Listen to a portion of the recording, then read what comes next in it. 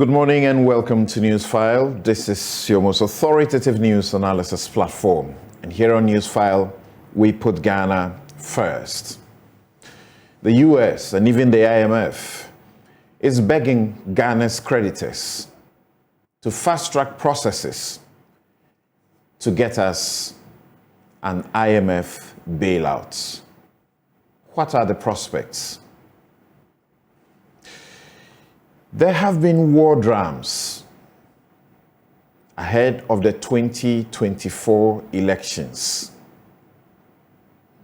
What do these portend, particularly at a time where the US State Department has released a damning verdict on Ghana's human rights abuse record?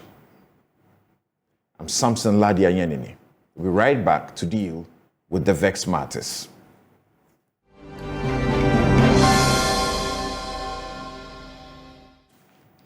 Welcome back. And here is Samson's take. I title it, Act Professionally, Stop the Abuse.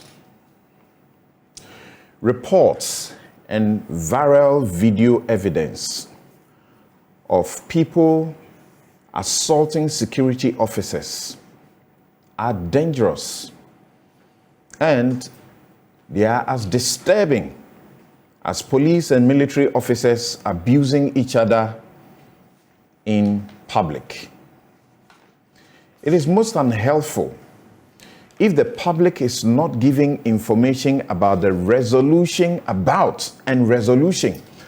of situations such as the recent brawl between soldiers and the police in front of the police headquarters. It must be swift, thorough, and truthful when they speak to us on these matters. Police, by their work, interact with the public. And I suppose much of the acts of abuse, especially against people, innocent people they suspect of an offense, does not get recorded and publicized. Reviewing the encounters, it becomes obvious that the officers are often the aggressors, seeking to use the power of the uniform and the gun to do wrong to those who pay for the uniform and the gun. But my advice is that unless your life is threatened, never assault a law enforcement agent. It costs us so much to maintain them for our collective security. I like to isolate those unfortunate situations because I have a belief that the majority of soldiers and police are professional. At least, that is the training they are supposed to get. It can be a difficult position to defend, especially knowing what I know by verified complaints, even internally in the military and in the police, how they deal with their own, sometimes very horrible, as if you are not in a democracy. People are pushed into the guardroom, and the laws, regulations of the military themselves regarding the length of time the people should be there are abused. Some are kept there and forgotten, if you didn't know. Military police are influenced by members of the public to take in civilians and deal with them as though they were the police. So I say it can be very difficult to defend this position, knowing what I know and the information I receive.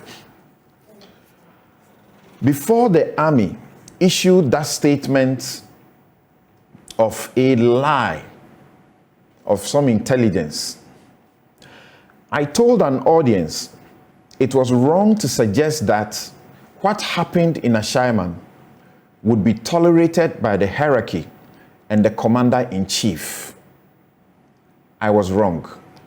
And I can imagine the disappointment of some in that audience whom I sought to castigate for trying to label the army as lawless. It doesn't matter that I have personally been abused by a group of soldiers publicly, and my only crime was exposing a truckload of foreign ballots, which was later impounded by the same police during the 2006 Asawasi by-election. My default position is to trust and support security agencies and public institutions in general to act professionally in the discharge of their mandate. We must be alert, especially those of us with the benefits of the requisite learning and education and influence. We must demand full compliance with due process of law. People continue to use friends, family, money and influence, to use military and police to be their debt collectors, land guards, among others. And they do this by abusing the people, the innocent people, the powerless people, the people who empower them with the uniform and the gun. Police misuse law enforcement and prosecutorial discretion. Yesterday, a judge had cause to repeat what he said is his constant correction that police refuse to comply with the law in dealing with supposed suspects and suspects. Often, I attribute the excesses to poorly trained officers found in remote places. So it is very worrying when officers in the IGP's office perpetrate similar misconduct and abuse. Unfortunately, however, when police are involved in crime, it is labeled professional misconduct and it is handled by the police themselves. Ask yourself how that works. But the civilian individuals who are involved are charged with substantive criminal offenses and are put before the court. But the police officers involved are normally, and we don't even hear what the report is. So here is what I'm talking about again. Why impound a vehicle, a media house branded vehicle carrying journalists to cover an event at the police headquarters? On Friday, you heard about the invitation to the NPP's youth organizer to the police head office. Journalists from multimedia went there, just like it plays back the Koko Aidoho situation where Lateef Idrisu went there and got maimed for life, and Lateef is struggling for his life. A group of police officers who were named by the prosecutors in court as people who were driving out of the headquarters and who are from the IGP's office stopped them because they said they were wrongly parked. And what did they do? Asked them to be charged for court for parking wrongly. But even granted they were parking wrongly, why impound the vehicle? Is the vehicle an evidence of crime in such situations? I've given this education long enough, but it doesn't look like the police wants to use it. The judge was livid. When you arrest someone for wrong parking or for such minor traffic offenses, in this case, it actually didn't happen, but they lied that it happened. So they put the driver before court. The court cautioned the driver, and that was the end of it. Nothing happened. But even to release the vehicle was another issue. So the lawyers had to ask the judge to make an order for the vehicle to be released. And the judge told the police, you have no business impounding the vehicle. It is not evidence of crime. Take the details of the address of the person and give them sufficient time to process them for court. In some circumstances, what you do, because of the addressing systems in our country, is that you take their license to secure their attendance. You don't seize their vehicle. I have more to say, but we'll deal with that later. Ashaiman is still fresh on our minds. Please do justice to the people who were brutalized in the dastardly manner in which the military dealt with them. That is my take. We're right back to introduce my guest to you as we get to the major issues that we have tabled for discussion this morning.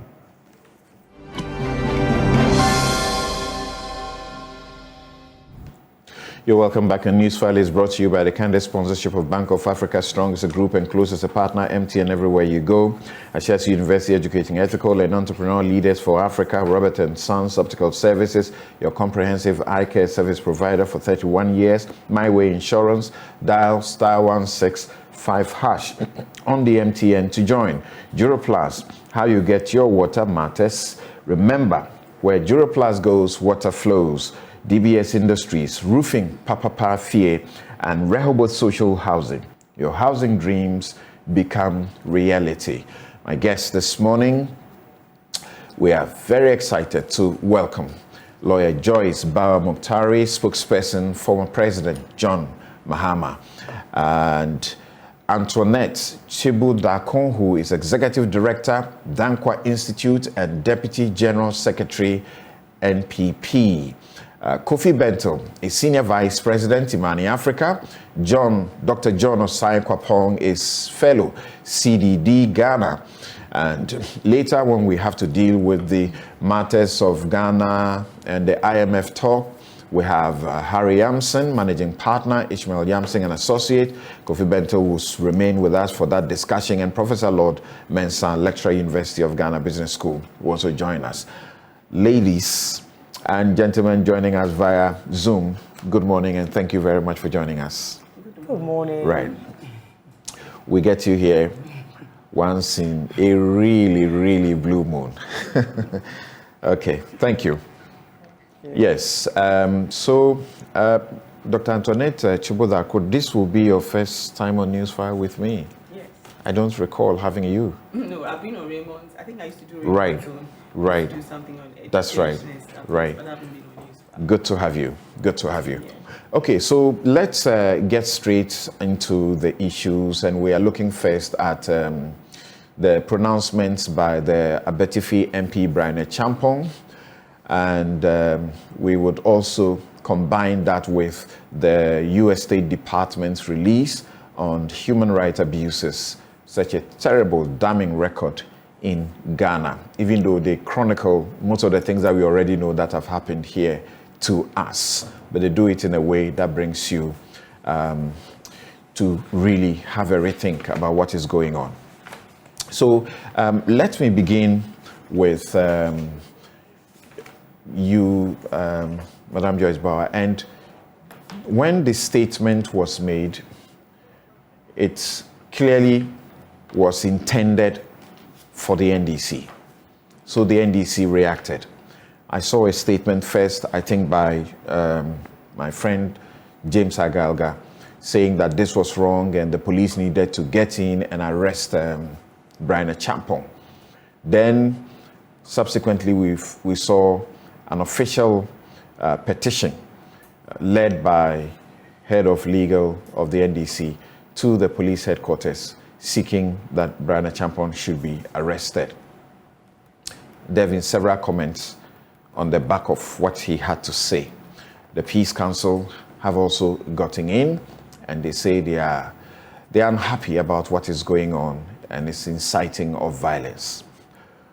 Why are you so displeased with these comments to the extent that you want criminal processes to be instigated? Well, thank you very much. Very good morning to you, Samson, and good morning to everybody else. Indeed, I think I haven't been here since 2020. So okay. Especially to your show. And so it's actually a very good morning that I managed to make it here today. We're happy to have you. Pleasure is mine. And hello, Antoinette. Good to see you. and those who are joining us virtually, of course. You know, Samson, this is a matter that has literally generated enormous opprobrium. In other places, inflammatory comments of this kind, of this nature, would certainly have led to even more mayhem. And especially when you think that this individual clearly was speaking to the National Democratic Congress and apparently literally serving notice. We live in a constitutional space. We all have one time or the other probably made comments that maybe were not so palatable. And in most cases when these things happen, people would render an unqualified apology and then we all move on, especially depending on the caliber of individual making these statements. Indeed, the Honorable Brian Achampong is a member of Parliament who was sworn an oath of office as a member of Parliament to the good people of Ghana. He also doubles at the time as a Minister of State and currently has been elevated to the enviable position of Minister for Agriculture of this country. It is therefore unbecoming for anybody to even consider that this is just political talk because it was said after a health walk with party faithfuls. It is also unacceptable, judging by his track record so far. And I believe that we all remember what happened in the Ayawaso West Wogan by-election. He was actually named at the hearing, and certainly no sanctions have come since then.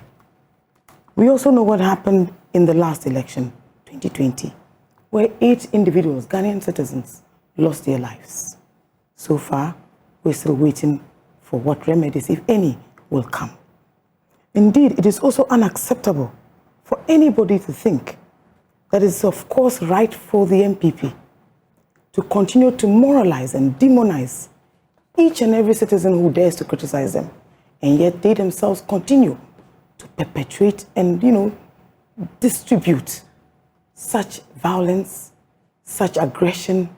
Look, when you are in government, the responsibility is yours to maintain the peace and security. Many observers are currently very, very uncomfortable, first with the body language of government, with the utterances of persons who serve in government, with the approach in how government actually reacts, where there are criticisms in one way or the other.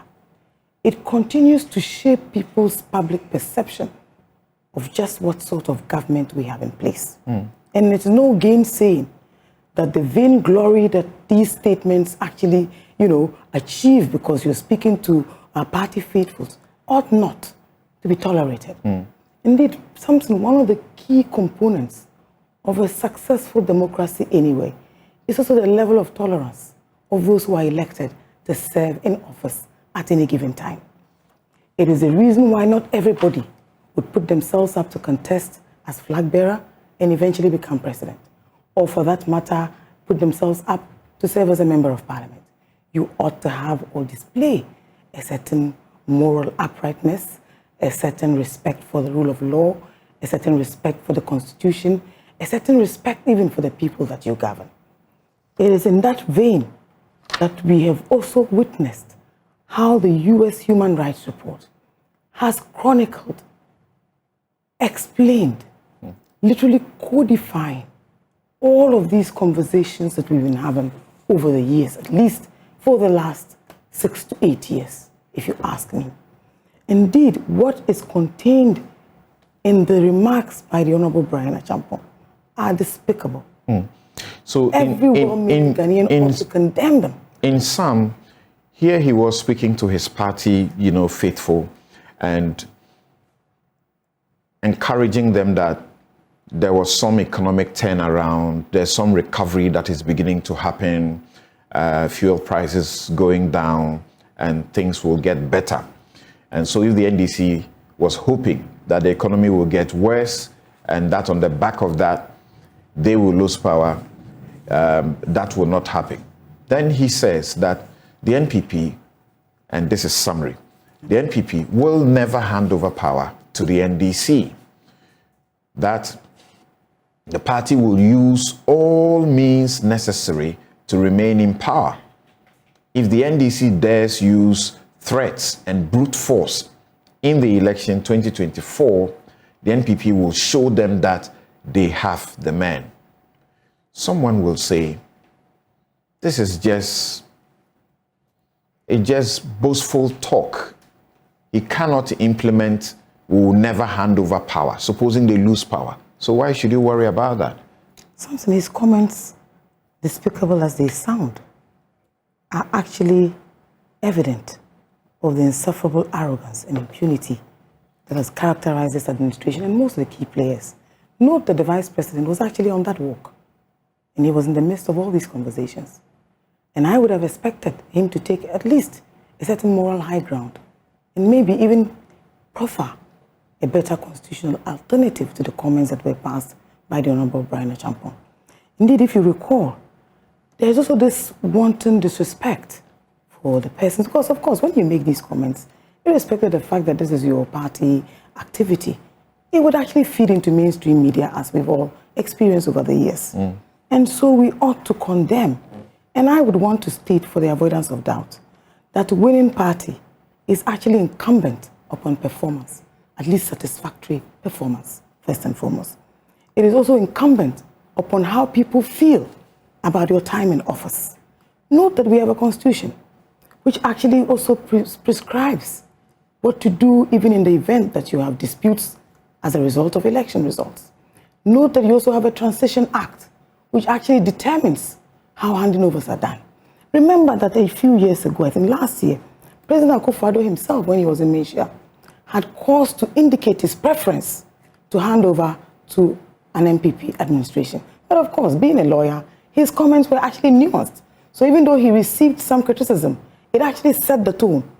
And suddenly you can see that gradually, I listened to Nanabi a few days ago, and it's almost as if this warmongering is the new attempt to literally pull the wool over the eyes of Ghanaians. And then to state that we're expecting that the rather abysmal failed economy that they actually continue to hope for a certain improvement with is even more mind-boggling.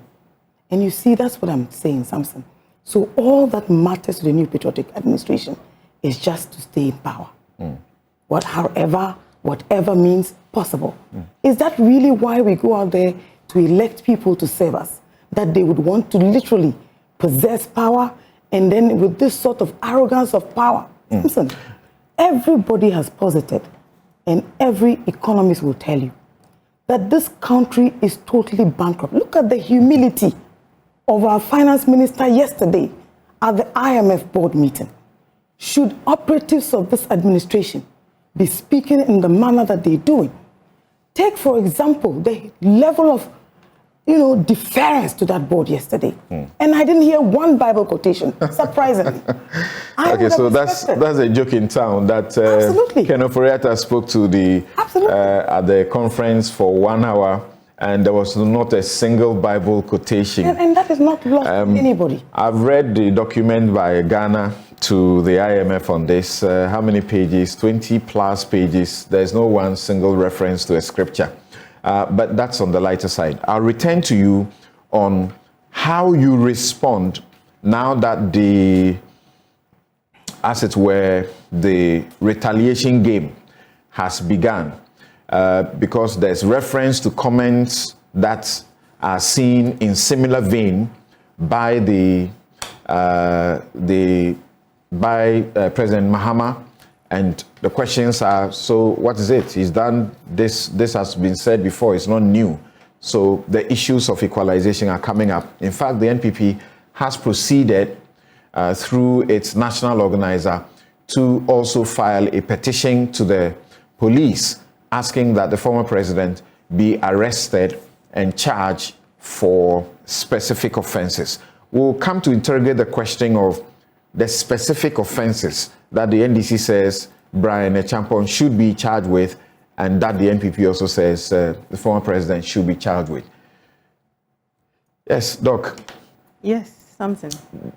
How do you defend Brian's comments? It's been defended left, right, center by operatives of the NPP. How do you defend them? Very solid. And I think what Honorable Brian Champon said was good. He laid a foundation. You see something? We have freedom of speech and freedom of expression. And our Constitution allows that. So as individuals, we are all responsible for how we carry out our message and how we tend to say what we want to say and the implications of what we want to say. Now, within the context of what was happening, and I was at the walk, I was a front runner. It was an amazing walk. It charged our grassroots. It brought people together. The energy that was there, the positive spirit. In fact, what I liked most about it was the colors. For some reason, the red and blue was just dancing in everyone's eyes. And with that same enthusiasm, Honorable Brian Champon said, I am going to give the grassroots a message. I'm going to give our supporters a message. Remember, it's a combination of delegates, supporters. We'd even also have NDC, mixed. Everybody would come. And Kwewu during Easter time is Kwewu Easter. So that same spirit was also there. You could feel it there, that something was happening in Kwewu this weekend. And the MPP met, the Eastern Region actually organized the walk, and the National Party organized and helped them. And it was an amazing walk. We did so much, and it was so interesting. And I think what Brian was doing, or Honorable Brian was doing, is, look, we have a political trajectory since 1992, where after every 8 years, there seems to be a trend where there will be a change. So that same spirit is what probably is in people's mind. But the NPP is determined that this time we will cross the 8 years and ask for the populace to give us another 4 years. Give us another 4 years. Give us a longer time. That means we get 12 years to implement programs, policies, projects, and let's see how then it gives Ghana a different picture. Will it put us into that, the development path that we've been fighting and asking for that? Give a party a lengthier time, and let's see what they do. So he laid a foundation for this. It was a confident pitch. What he said was, we have had challenges, we've had issues, but let's not the NDC think that because of these issues, we are just going to give up power and hand over to them. We are going to fight and do everything that we do. For him, he believes that if the NPP will go into the next election with a solid record of the delivery of the things that we have done, and we can convince the good people of Ghana that we would deserve another 10, this will be on the right path. So the NDC should not just think that it's going to be a walkthrough because it's going to be 8 years, and therefore we would settle back and say that, okay, here we are. And you should also remember that he's talking on the backhand of the different comments on the different utterances. And we are not here, I don't want to delve into a competition of who has said what and what, but you do have to remember that we are coming from a history of a lot of utterances by the NDC. And as we approach the 2024 elections, this is not what is going to be the end. It's going to come on both sides. One would say would also respond. And that is what makes the politics. And the people want to hear who is the one who is saying the most, who is telling us, how are we going to be convinced that you will do it? So then he goes further to say, look, we have a track record. It is stronger than that of our opponent. That even when our opponent did not face the kind of challenges that we have faced, we have still been able to go. And we are putting the economy right back. We also have a new presidential candidate. You have an old presidential candidate. He's been tried and tested before. We are giving you a new path. So you see, this is the kind of mind that we are psyching, and we are trying to get people to see the NPP in that positive light. And he spoke in that same positive tone, with that same enthusiasm. We will fix the economy. We will not have had a discussion. We will not have had this discussion if he stopped there. If he stopped there, he didn't stop there. And Brian Champon speaks with a lot of spirit and enthusiasm. And if you see the crowd and the enthusiasm that was there, he spoke, and I support what he said. We needed to get the masses to understand that we will not give up. We would put and we will do whatever we can do. And on the backhand of what the NDC had said, we are revolutionary, we are the ones who are better on violence and etc. He told them, he said, we also have the men. We have people. We have people who can stand up to you. So please, nobody in the NPP should be afraid, scared, or intimidated by the utterances of the NDC. No, we will do what we have to do to protect our people and ensure that we win the 2024 elections. Everyone wants to win elections. You know, sometimes I wanted to ask you, what are political parties formed for? It's not for dancing or for any. No, we go to win elections. And after you win elections, what do you want to do? You want to offer better things to the good people of your country. You have a plan. But before you are able to implement that plan, you have to win elections, isn't it? So if the NDC starts to say that, oh, what Honorable Barney Champon said is offensive and is this, okay, so can we also go back to all that the NDC win the election at all means, by all means. We will win elections. We would even kill people if it means we will even die. You see? So the utterances that everybody is saying to be able to win elections, when they come out to come and explain, I need you to restate that. I need you to restate that the NDC has said we will win elections, we'll kill people. Oh, I can kill read people. Some of that there. Kill people. I can read some of it for you. I have a lot of it here. So I can start. NDC said it where? This particular one. I'll start reading all of it for you. No. It's a moderator show, so we have to be sure about that. The NDC, you know the NDC flag bearer, well, hopefully he will be the flag bearer, as Honorable Joyce, I'm sure, would say. No one can beat us in unleashing violence. This is ex-President John Mahama. We have the do or die comment. We also have suspected election rigging by Mr. Alex Mood. I've got a lot of... No, I was asking we are more violent than you, Anita Disoso. No, I was talking about the specific comments. I'm going there. Samson, hold on for me. We're going there. We are prepared to sacrifice our lives for Ghana. And then we can go to the recent statement by the Ashanti Region Swami organizer, the one who was arrested, Razak. He said it. He said if it means that we have to die or we have to kill people, we would do it to win the elections. Or you weren't privy to that statement. What did the NDC say about it? I can Google it and give it to you just. What did the NDC say about it? The NDC came out to say he was arrested. Mm-hmm. He was arrested, there was procedures, there were issues, and etc. But it is not a contest of words. Okay. What I'm trying to talk about here is that the utterances that everybody is going, and the person will come out and explain what they have said. And this is what Honorable Barney Champon's statement is referring to. So do we want to also take what he has said, interpret it for ourselves? Is that what we are doing here? That's the question to ask. Is that everybody going to take what everybody says? The person makes a statement. He assured members of the MPP what he's saying. He says the economy will bounce back. He's come out, he's explained it. The party has issued a statement in support of what he said and has clarified and explained it and has said this is what he meant. On the backhand of what he said, he's saying that what it takes, when he says that what it takes means is that he says we will put a good presidential candidate across. We will fix the economy. We will make sure that we've sorted all our challenges. We will give the Ghanaian populace hope. The comments you just, some of the comments you just referenced attributable to former President Mahama. Mm-hmm. You support the position of the party that he ought to be prosecuted over those comments? In the interest of us looking for peace, and in the interest of, I think the National Peace Council has come to say that, look, let's cut out some of these utterances.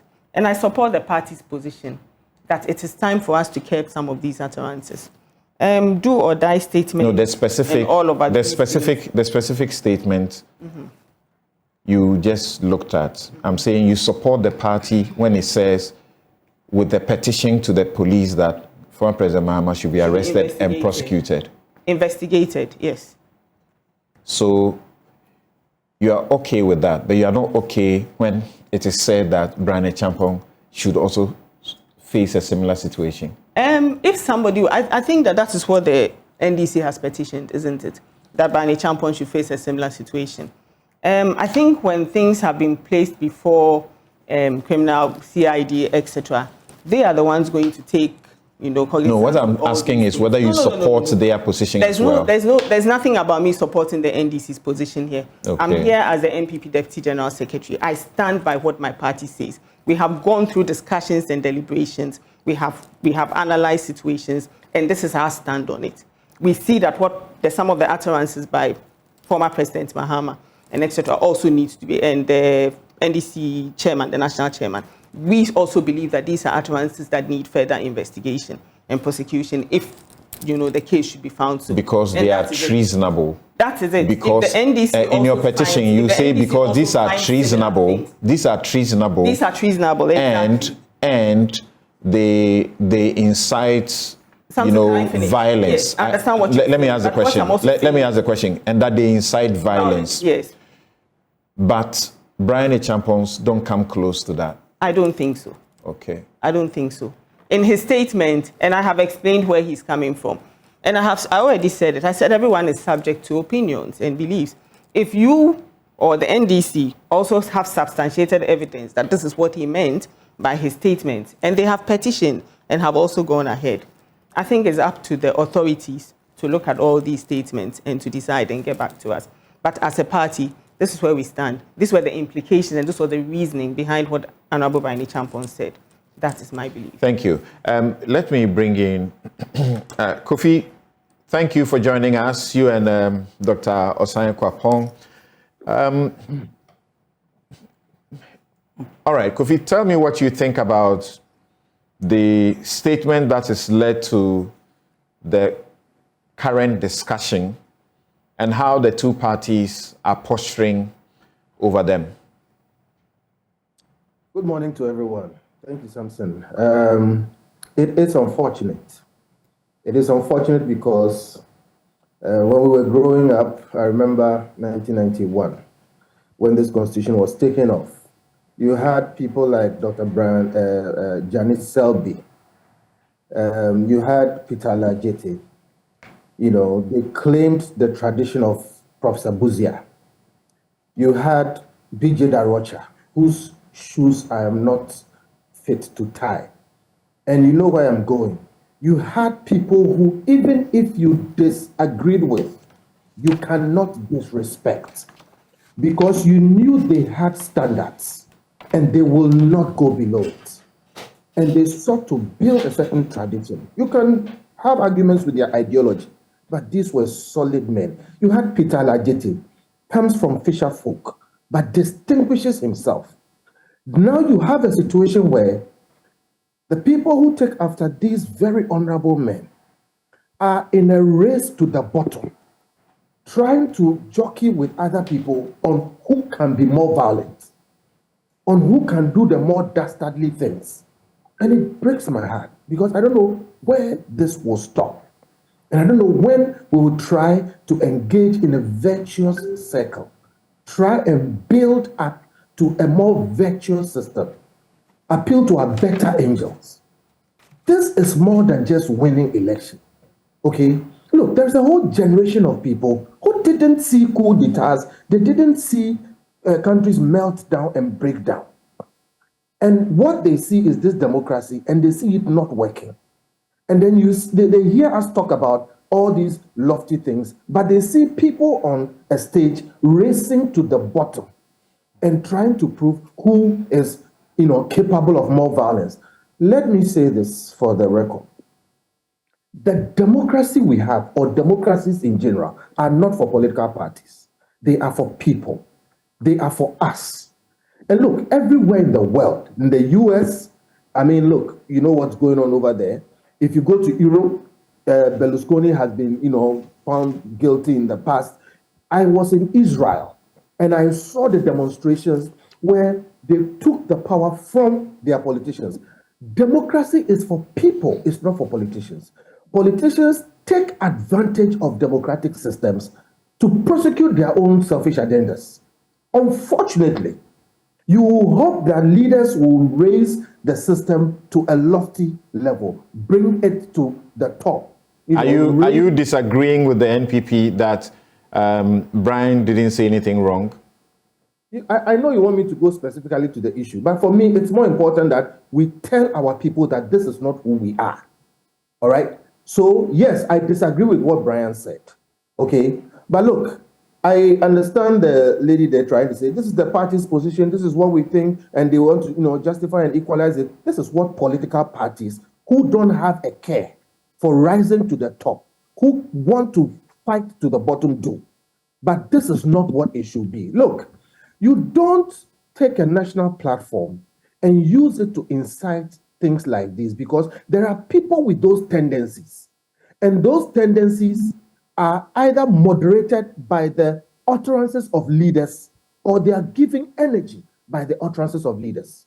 And we hope and expect that our leaders will say things that moderate these tendencies. Again, you see what's happened in the US. You get one leader who seems to support something, and all of a sudden you see the underbelly that they have pushed back come. So yes, specifically, we need to condemn what Brian said, not because we don't understand all the details and cannot analyze it and say it is good, or analyze it and say it is bad. It is generally not right.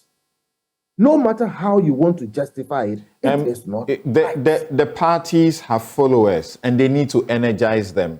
They suggest to you that their followers feel intimidated somewhat. And this is how to get them to understand that the NPP cannot be intimidated by the NDC. So this was a reply, a reaction. This is not how you energize. And for me, I don't see what they were reacting or replying to. You don't energize people, okay, to their baser nature. You energize people to rise to their better selves. So what I'm saying is important because there are people in the rank and file with these tendencies. You don't energize them. Look, when it blows out, Brian Champa will pick up his US passport or wherever and fly out. And those of us who are committed to stay here will have to find a way. So again, the bigger issues are important. And look, it is more depressing, it is more disappointing that the party did not come and moderate what he said. All right. We have seen ex post facto rationalizations in this country. Look, in the time of President Rawlings, if some of you remember, he will give a boom speech, and then the next morning the party will line up people to come and explain what he said. We've seen a lot of that. We understand that's what political parties do.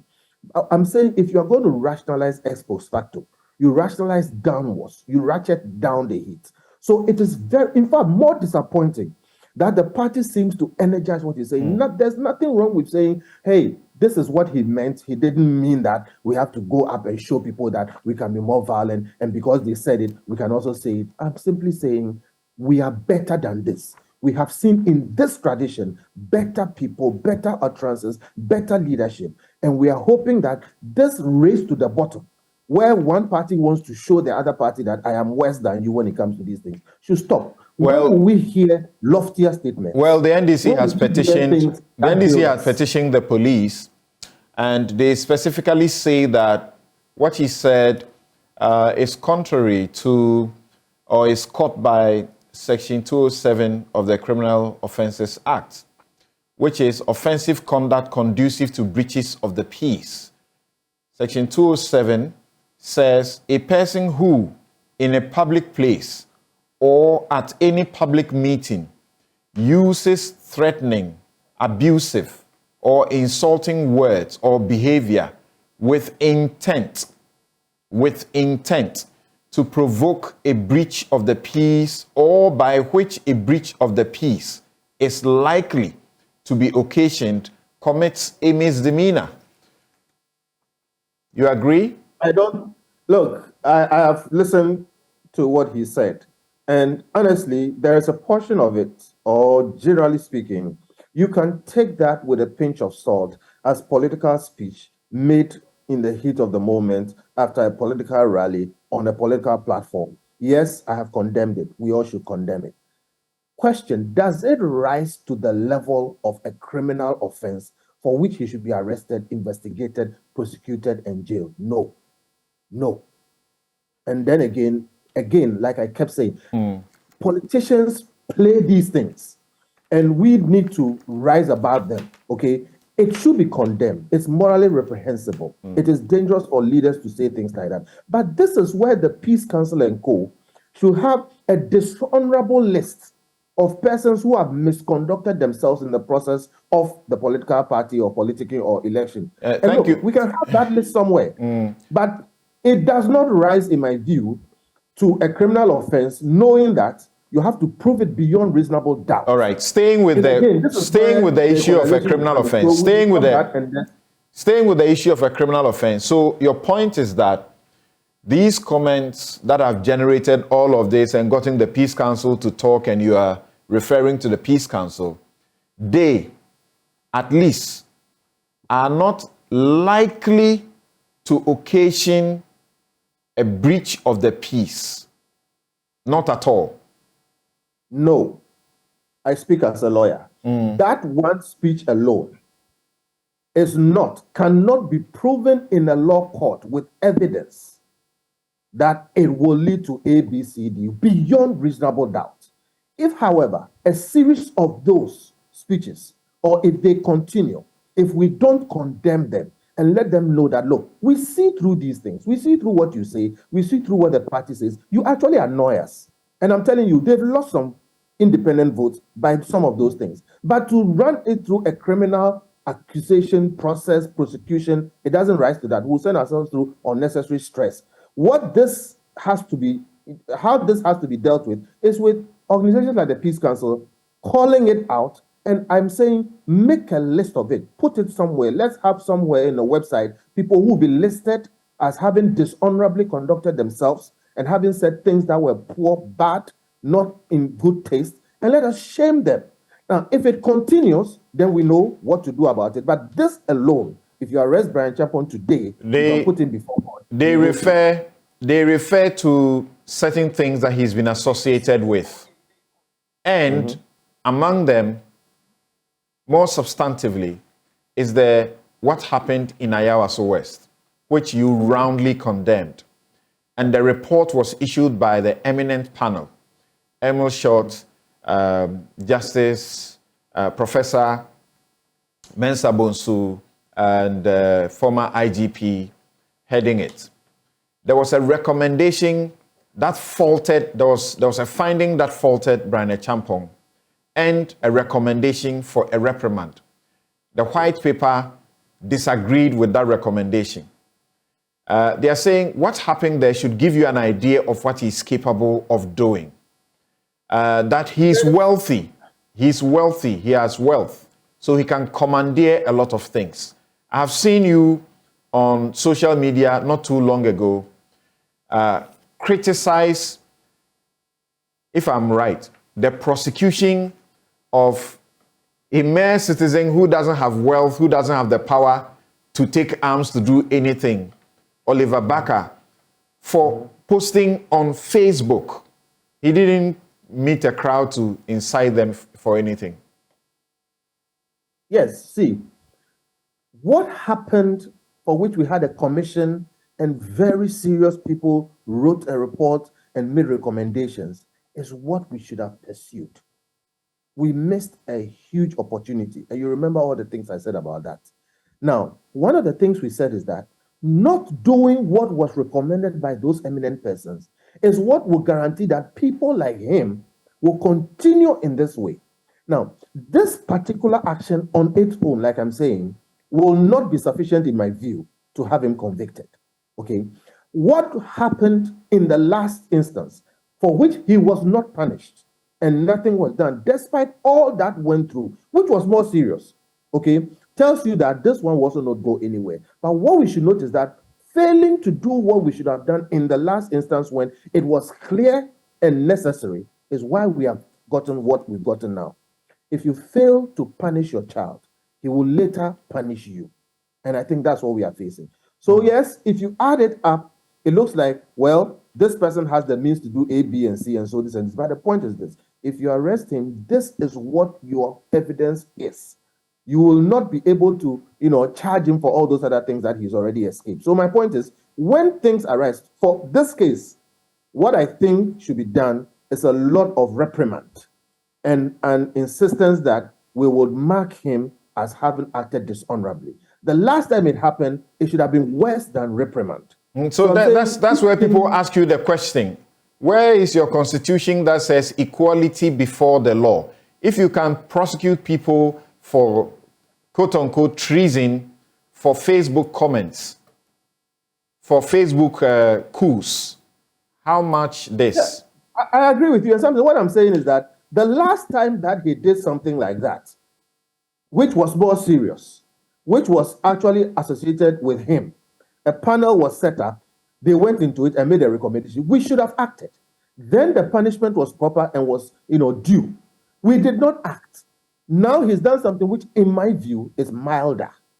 Okay, he made utterances. Look, there'll be defenses of freedom of speech and all those other things that will come in. In this particular instance, I don't think that he will be found criminally culpable beyond reasonable doubt. So the point I'm making is that We should have done what we needed to have done last time. But again, the politicians don't care about nurturing a democracy.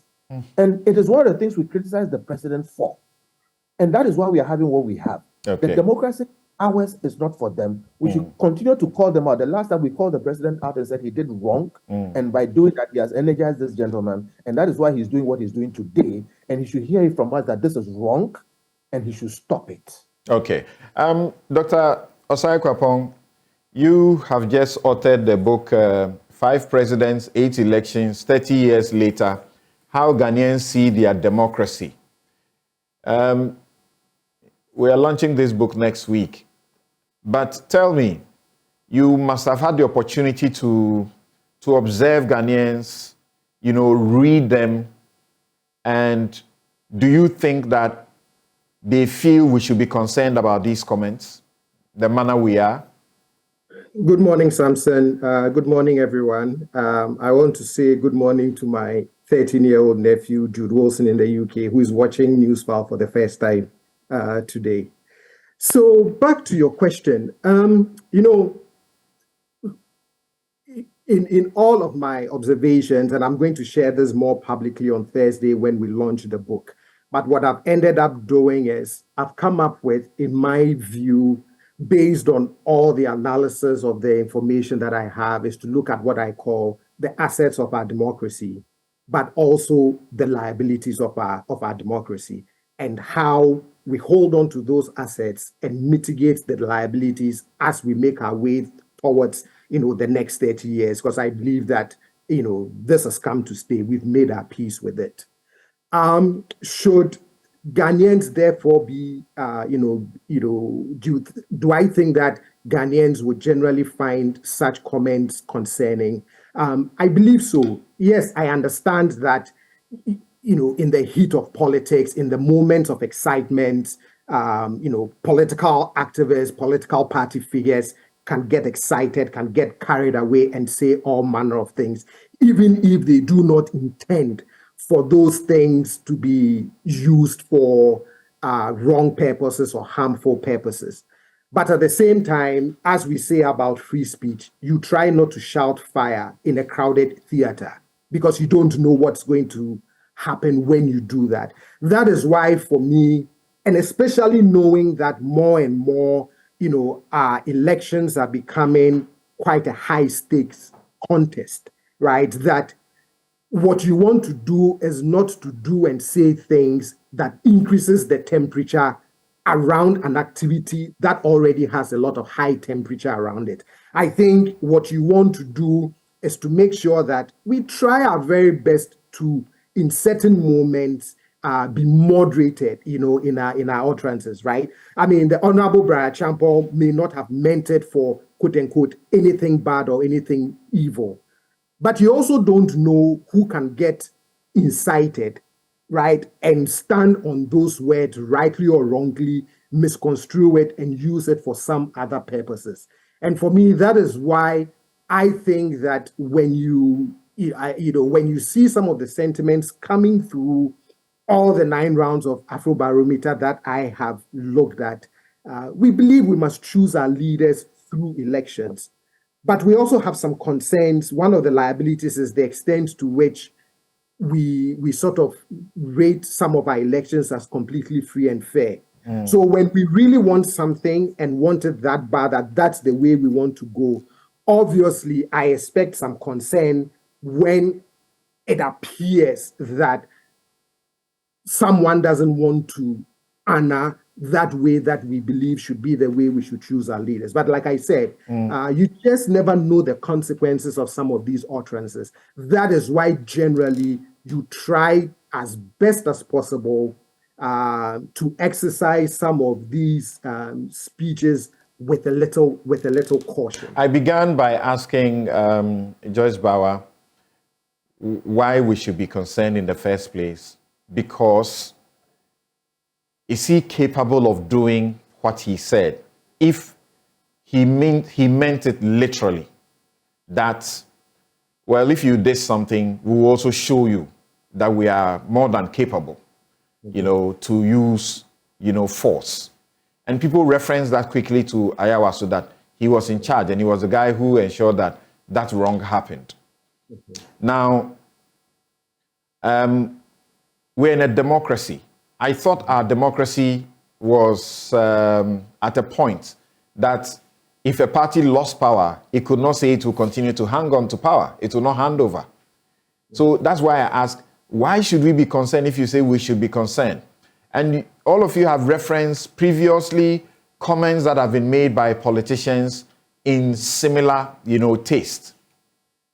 If you remember how the media was awash with the discussion and the fear of candidate Akufo-Addo saying, all die be die. Etiwa, those comments. Nothing happened. So why should we be concerned? You're correct. Statements have been made in the past, and in the end, our better angels prevailed. And so we are tempted to sort of just brush it away and say, oh, sebe, these things are always said in the heat of the moment. Nothing is going to happen. Ghanaians are peace-loving people. And I generally believe that we are peace-loving people. What I'm also at least cautioning is that you also just never know that one moment where our better angels may fail to prevail. And that is why, for me, we should quickly try and nip some of these comments, in the bud to say, okay, things have been said in the past, nothing happened, we'll be okay. You can treat it as, quote unquote, silly political talk because we are in political season, all of that. And yeah, generally we can go with that. But at the same time, like I said, you just don't know when one day someone's better angel would not prevail. And so again, that is why for me, we need to be very, at least we need to express that concern that let's not even start wavering into these uncharted waters, right? Because you just never know who is going to respond with what. And is this how we're going to keep going until election 2024 when there are more substantive issues? The Peace Council is concerned, deeply concerned, as they suggest to us. What should they be doing? What can they do? I think I think the Peace Council, for example, can work with our major political parties. Yes, I'm sure the parties cannot, quote unquote, control what everybody is going to say at any given moment. But at least our favorite word in Ghana, synthesize, right? Sensitize, right? You can find ways to continue having these regular dialogues with our key stakeholders in the electoral process to make sure that they understand that our elections are, quote unquote, not a matter of life and death, right? That if it's a matter of life and death, it has to be more about the future of our country. Which direction do we want to take the country? What kinds of policies do we want to prevail, right? And in articulating and discussing and debating those, we should also at the same time make sure that our temperament doesn't ratchet up the temperature over something that, tends to generate a lot of heat. But I think the Peace Council should continue to find ways to work with our key stakeholders. Or rather, the criminal process should be activated. And I see that you have been following what is happening in America. The guy you don't like that much is being prosecuted. Right. Exactly. And you're right. Kofi Benson was saying that if you, for example, took Honorable Brian Chabong to court, it's not going to pass the legal test. But I also learned something very, very important from Professor Kwesi Prempeh. During the Hotel Kufuor saga, he wrote a piece in which he talked about both the legalese of conflict of interest, but also the issues of public perception. And now I coin it as the appearance test versus the legal test. So yes, it may not pass the legal test and therefore nothing will become of it. But what I want us to also, focus on is the appearance test.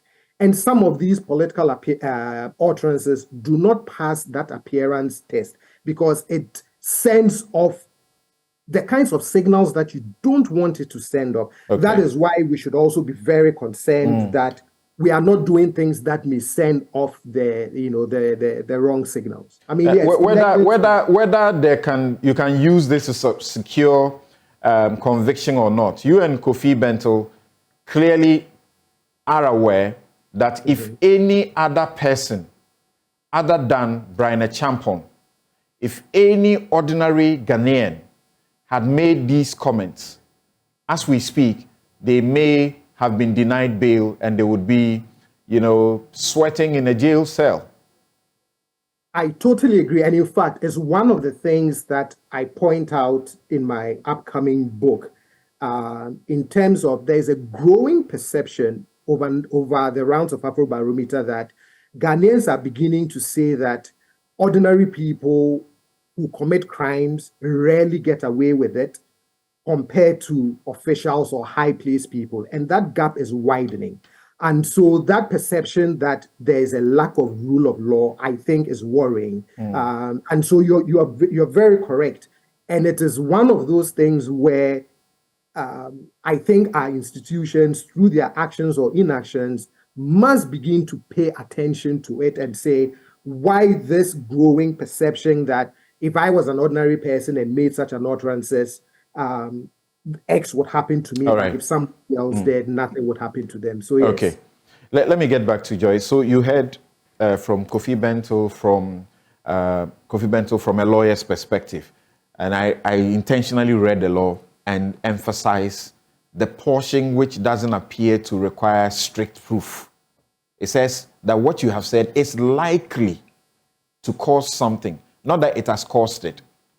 And his position still is that if he was a prosecutor, he would not pursue this. So, what do you think? What you are pursuing doesn't sync with many people. Of the rather inflammatory comments that my sister has been making this morning. Look, contradictory, inconsistent, totally unacceptable. Let's put these conversations in proper perspective. That look back on the rules, that the rules were reversed and the MPP was actually in our place. There will be mayhem. One. Secondly, I totally disagree with whether or not this is a matter that should be prosecuted or not. Why? But for the charge sheet, we all know that. Put whatever charges you think, what offenses have been breached on the charge sheet. Let the judiciary decide. In any case, that commission that actually came up with the findings against Brian Champon, was there any punishment? Were there any remedial things that were done? He's actually being puzzled. The white people rejected that, so you can't expect a punishment. But at least he was indicted.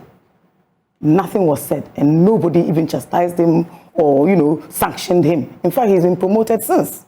So that should tell you that people are at least delighted at the sorts of utterances that he's making. And Samson, if we want to sit here and then we pick and choose, we always nitpicking. Hate speech of any kind is despicable and ought to be condemned. People in office ought to show a certain fiduciary respect for the people they govern. Then, of course, we ought to remember, do you recall the matters to do with the Delta forces in the Ashanti region in particular? Look at what happened in Ayawaso West Wuogon in particular. These were atrocious incidents. And even though people sang and condemned them, they even jumped a high court judge, pregnant woman, in a court in the Ashanti region. Let us all be firm in our minds that what we criticized 8 years ago or 10 years ago ought to receive similar or even more criticism, because we now have an individual that we all believed was actually a respecter of the rule of law. So we ought not on any day to seek to coddle or pamper or pretend as if these things don't happen. You mentioned Baka, who gets mentioned in the Human Rights Report. What did he do? Did he have activists? Were they waiting to be excited? Were they waiting for a jamboree for people to tell them that we are actually going out there to go and get our young people to do what? But you failed on every key promise you made over the last how many years? Totally bankrupted this country. Now we are even waiting for haircuts. So you want to even give our democratic experiment even more haircuts.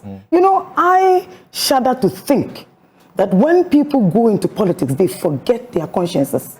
I wonder what my sister would have said 10 years ago in the same role if the same comments were made. Well, and let me put it on record. Let's not on any day assume that it is right or acceptable for any individual qualified to serve as a minister of state to speak in the manner in which Brian Achampong did. Right. So, and secondly, whether or not the matter will be prosecuted, I think that should be left to the people who judge these. We all have opinions. right. We all have perspectives. So whether what they are doing, the litmus test, whether what they are doing is an act in equalization or not, the principle of criminal law is that there is no expiration to crime. Thank you. They have referenced comments that were made by President Mahama, and they say police must equally take an action on At those. the time when those comments they claim to be so angered by were made by President Mahama, did you not hear the criticisms that came from the same people who today are singing from hymns defending the indefensible?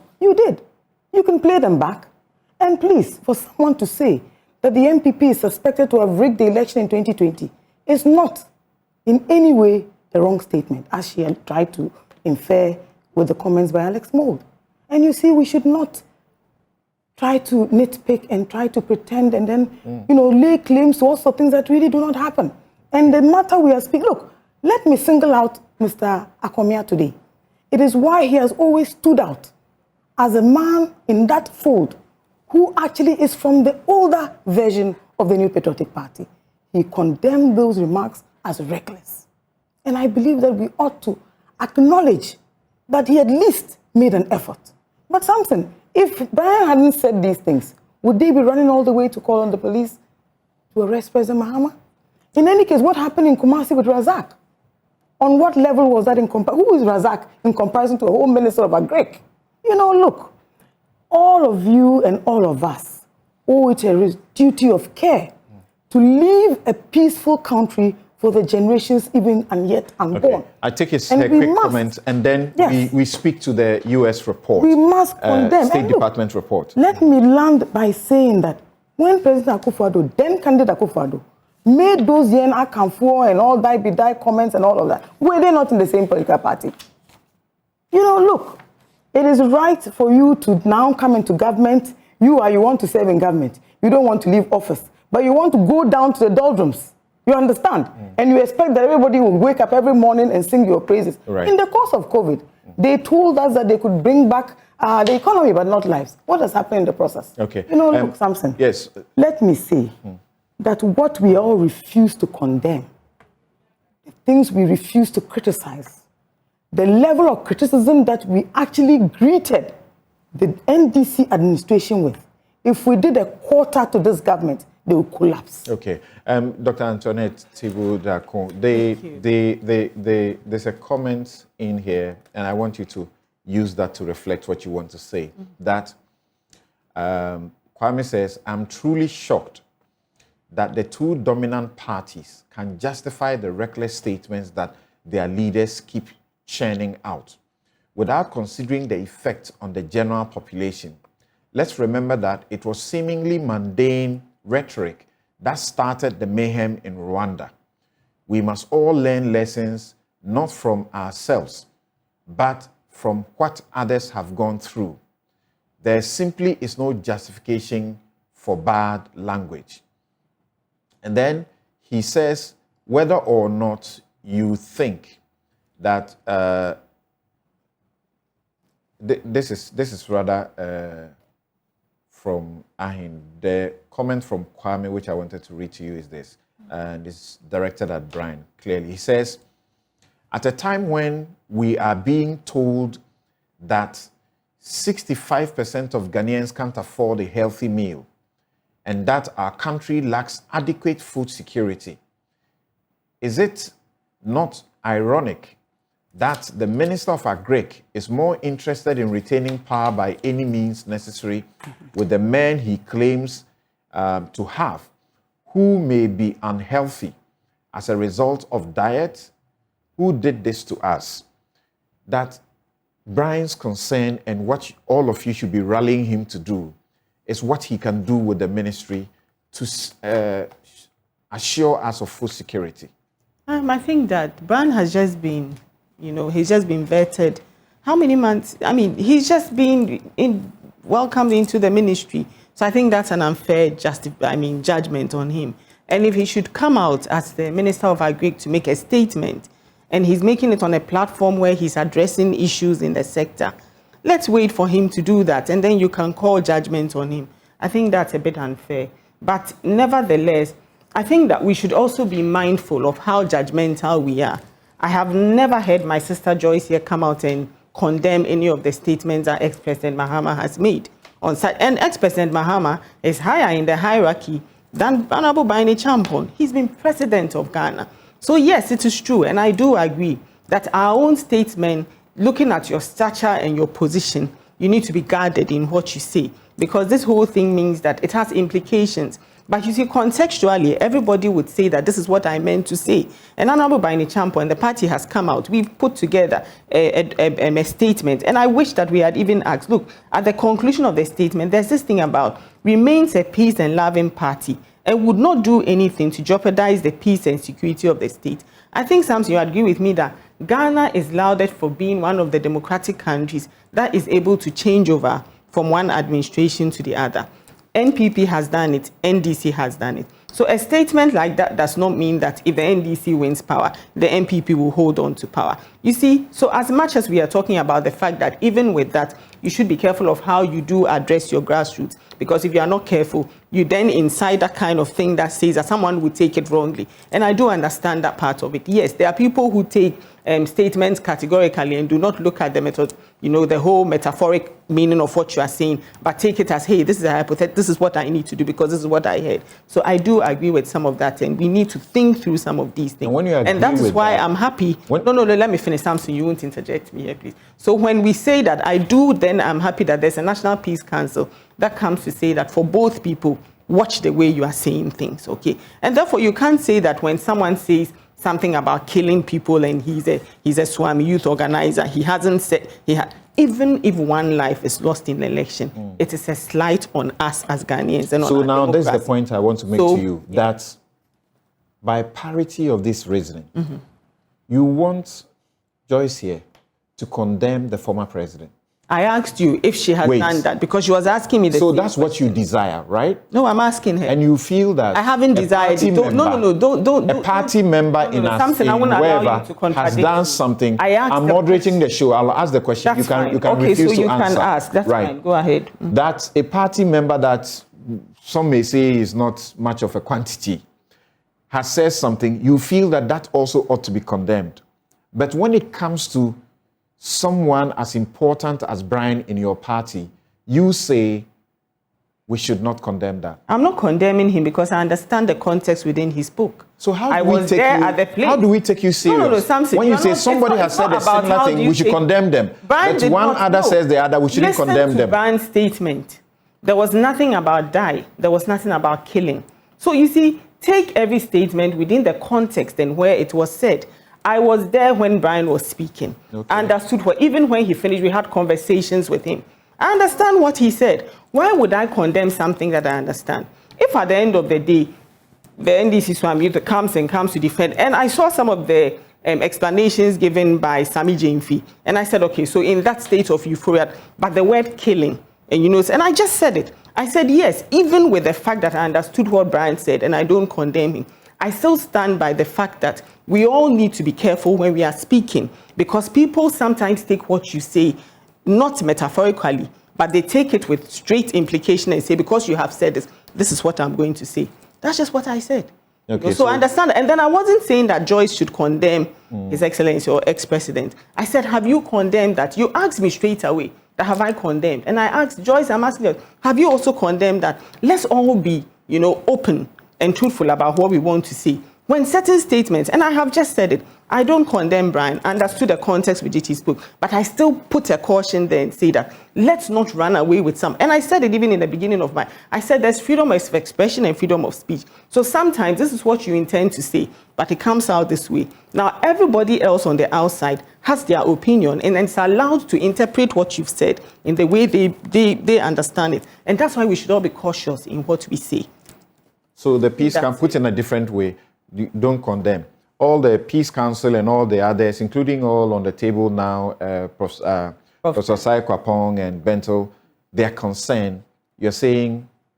Their concern is justified. That's just what I said. It's justified. I just said their concern is justified because we need to be cautious in how we say. And I think that's what they were saying. They said, yes, there are things that people would say. And they said it, and I think I even made that statement, that as we get closer to the elections, if you are not careful, this banter is going to continue. So sometimes situations like this then make us all take a step back and ask ourselves, where are we going? We need to be careful because you want to incite, enthusiasm, whip up your grassroots and etc. But the minute some of the statements you say tend to take a negative, dive, then it's time for you to also look at it. And that's why we are happy we have a Peace Council who then calls us both, to the drawing table and says, let's be guarded in how we make our comments. Okay. That for me. Thank you very much. And my guests have been lawyer Joyce Bar Muktari, who is spokesperson for former President John Mahama. Dr. Antoinette Sibodako is Executive Director, Dankwa Institute and Deputy General Secretary of the NPP. Kofi Bento, Senior Vice President,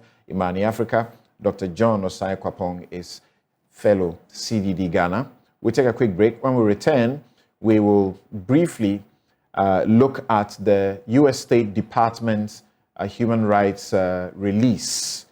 Doesn't put Ghana in the best of lights. Let's look at what it is. We'll be right back.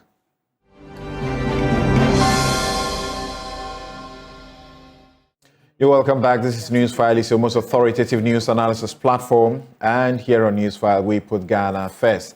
Kweku Osei-Tutu says, no party in Ghana can hold on to power if it loses election. NPP will hand over power to any party that will win the 2024 elections.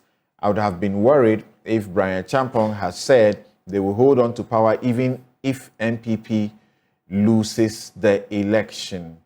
Henry Olufanwa says it was a completely irresponsible statement, giving the man's formal indictment for what happened in the Ayawaso by-election, giving his status as a sitting member of parliament and his position as a minister of the republic. Power is nothing without restraint. Junior Masaudu says, in fact, this is not just a mere comment. We shouldn't just look at it. Actions should be taken. Gasma says, extremely dangerous and despicable. When you consider this together with the appointment of the 2 MPP members to the EC as commissioners, you will come to the conclusion that Mr. Champong wasn't speaking in a vacuum. This is why this shouldn't be overlooked. K. Amofa says, it's amazing what our leaders think, while most Ghanaians are thinking of how to get the next meal on the table. In our current economic situation, I wish every thought and concern of our leaders will be to find innovative ways to turn around Ghana's economy. Ben Akufo-Dako says, no responsibility for their actions, no hands up and apologizing. They will resort to past administrations to settle scores and justify their madness. This is how our governments have worked since the inception of the 1992 Constitution. Samuel Brian Boabing says, Brian Champong remains a patriotic citizen and a responsible legislator who will not dabble in anything to destabilize the peace of this country. Then Ken says, a basic mass communication principle, quote, encoding and decoding, end quote, requires that a communicator conveys and quotes to the target audience with clarity how he intends his intended message to be decoded or consumed. However, where a message is inconsistent with the intended purpose and provides space for strenuous rationalization, then there is a serious challenge. My contribution for the day. Thank you for your message. I guess I can pause here and then we will continue. Now, you may have come across the U.S. State Department report. It's a report that it issues quite often about, not only about Ghana, about every other country. And this time, the report doesn't put Ghana in the best of light at all. Not as though previously it has been that good about this country. President Mahama had a comment to make about it. Let's listen to him. The U.S. Human Rights Report has come out, and it makes very bad reading. Human rights abuses, corruption, torture, so many things, discrimination, everything. Go and read that report. We will set up a governance advisory council, and that governance advisory council would include civil society organizations, religious leaders, chiefs, and ordinary grassroots people. And every year, that council will release a report on the state of human rights, corruption, and everything in Ghana. It will release a report on our governance.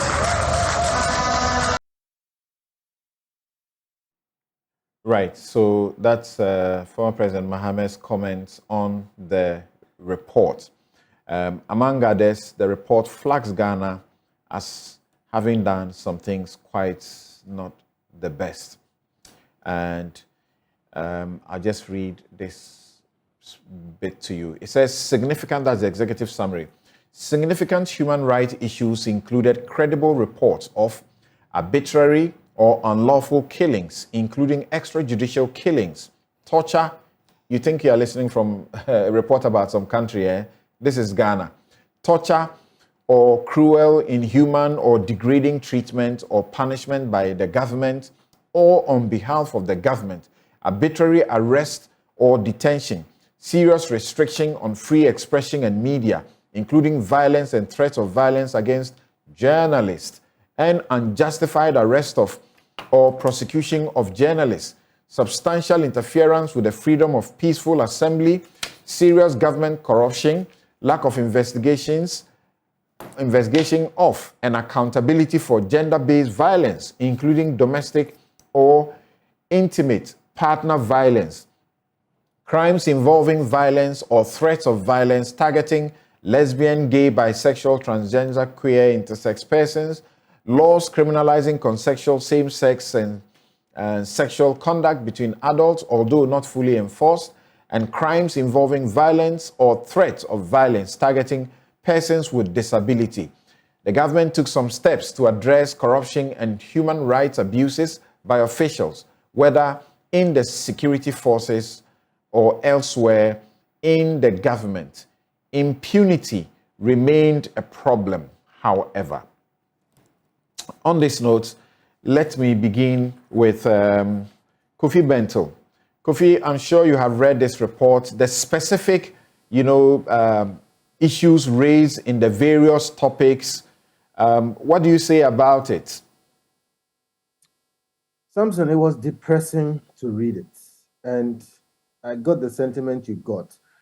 If you read that document, you feel like this is another country. This is not Ghana. But incidentally, you and I have chronicled these things as they happen. So we know this is Ghana. Right. What makes it so jarring is when it is all put together. And when it's all put together in a report like this, and you read, and you can tell yourself, we are not doing well. All right. I like President Mahama's point about, setting up some sort of a body so that we will report on ourselves. It always wraps me some way when other people have to tell us about what is wrong with us, because we can also tell them what is wrong with them. But be that as it may, we must focus on the content and then see what we can do to, help ourselves. The important thing there is this: we are not doing well. And another thing to notice, when these things happen, at least civil society organizations and individuals call them out. We speak about these things. And on the piecemeal basis, they are just brushed off. Oh, please, you people, you talk too much. Oh, you human rights people, whatever it is. Look, if it happens to you, you would understand. So look, we need to be reflective, self-reflective. We need to do better. Our police force is a good one. I would always stand up for them. But I'm telling you something, too many things slip, too many things go bad. I mean, despite the fact that they are doing their best, they are trying, I really do believe that a lot more can be done. Recently, there was a swoop and about over 100 people were taken. Okay. Now, I went and talked and found out what was it. And I couldn't find any good justification for the swoop taking over 100 people and detaining them for hours on end. But you know, even in that process, when I spoke to some of the commanders and some of the leaders there, they were very forthcoming. They spoke, they explained, you know, you could see that, look, this is a force that is trying to do good, but too many unforced errors. In short, every leader in this country, especially in the security forces, should read that report and reflect. Number two, they should be minded about the word impunity. Impunity is a cancer. If you don't cut it out, it grows and consumes everyone. Impunity is where people with power, expecting not to pay any price for doing the wrong thing, do the wrong thing, and then also do not pay any price. And because of that, they do it again. We are just talking about some statements that have been made. Then we need to appreciate that our police service too often is used by people in power for the wrong things. And I'm saying this because you and I know some of the things that happen. I will make this call. I've made it before. I'm on a personal campaign about it. That we need to insulate our police service. And I'm saying this because the police is making severally on different occasions, in different instances, where the police is mentioned as having been in or part of the human rights abuses. If you look carefully, usually they are tools being used by other persons with power. I have a personal conviction that if the police has higher levels of independence, it will be more difficult for them to be abused or used this way. Which is why I think if we have independent Auditor General, we have independent Commission on Civic Education, we have independent EC, the institution that is foremost in the maintenance of security within the country should have independent leadership. So that it would not be so beholden to the politicians that it cannot check their abuse of the force. What stops us from making the police, the IGP I mean, independent, like NCC, like EC, okay, he should not be sackable. He should not be somebody that the president can call and sack. Just like you can sack the Auditor General easily, even though in this country you don't fear him. We need to move towards greater independence for the police so that their professionalism will show forth. I think there's a lot of power play there. Kofi, but you are part of those who are in court trying to assert the right of Daniel Yao Domelevo. So you know that if the political system doesn't want you, they can actually, even though your office is not a sackable office, you can be sacked. Yeah. I said so. The reference to Charlotte Osei, it was what? Procurement breaches. The laws are clear about what should happen to you under procurement breach. Because there's a procurement breach in the police administration, the IGP should be sacked? I said that they should be independent, even though in this country we've done things to independent institutions. However, Samson, we don't seek perfection. We move towards it. I believe it is a step in the right direction. And again, democracy is not for the politicians. It is for us. If we don't get up and defend these people, which is why we are in court defending Daniel Domelevo, and it's a pity that our Supreme Court has not, in my view, done its job regarding that. We will have to do those things that make institutions like the police more independent. Then we citizens have to fight to preserve and protect the independence. Right. But ultimately, we are going to be beneficiaries of it. Right. But in respect of that case, you know that sometimes lawyers also contribute to the delay in the court. So sometimes it's not exactly the court that has to be blamed for all of the delay. If that is so, we will say so. But in this case, you and I know that the case hasn't been called. Dr. Sakwapong, you know, I'd like to ask one first question. Do you know what has happened to the 8 or so people who were killed in the elections? Because when we are reading the report and you are not too sure if you are reading about Ghana, they are telling you things that you already know. They in the section on respect for the integrity of the person, B, arbitrary deprivation of life and other unlawful or politically motivated killings. They refer to security agents that have committed arbitrary or unlawful killings of officers charged with investigating security forces killings include the Special Investigations Bureau of the Ghana Armed Forces and the Professional Standards Bureau. Of course, your good friend, Professor Kweku Asare, says the police should not be investigating itself whilst it prosecutes other people when they clash with them. No, Samson, I don't know what happened to those 8 individuals.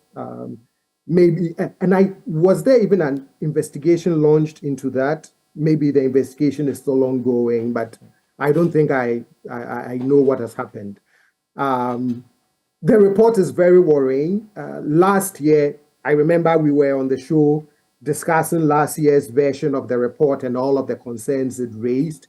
And here we are again a year later, still discussing some of those concerns.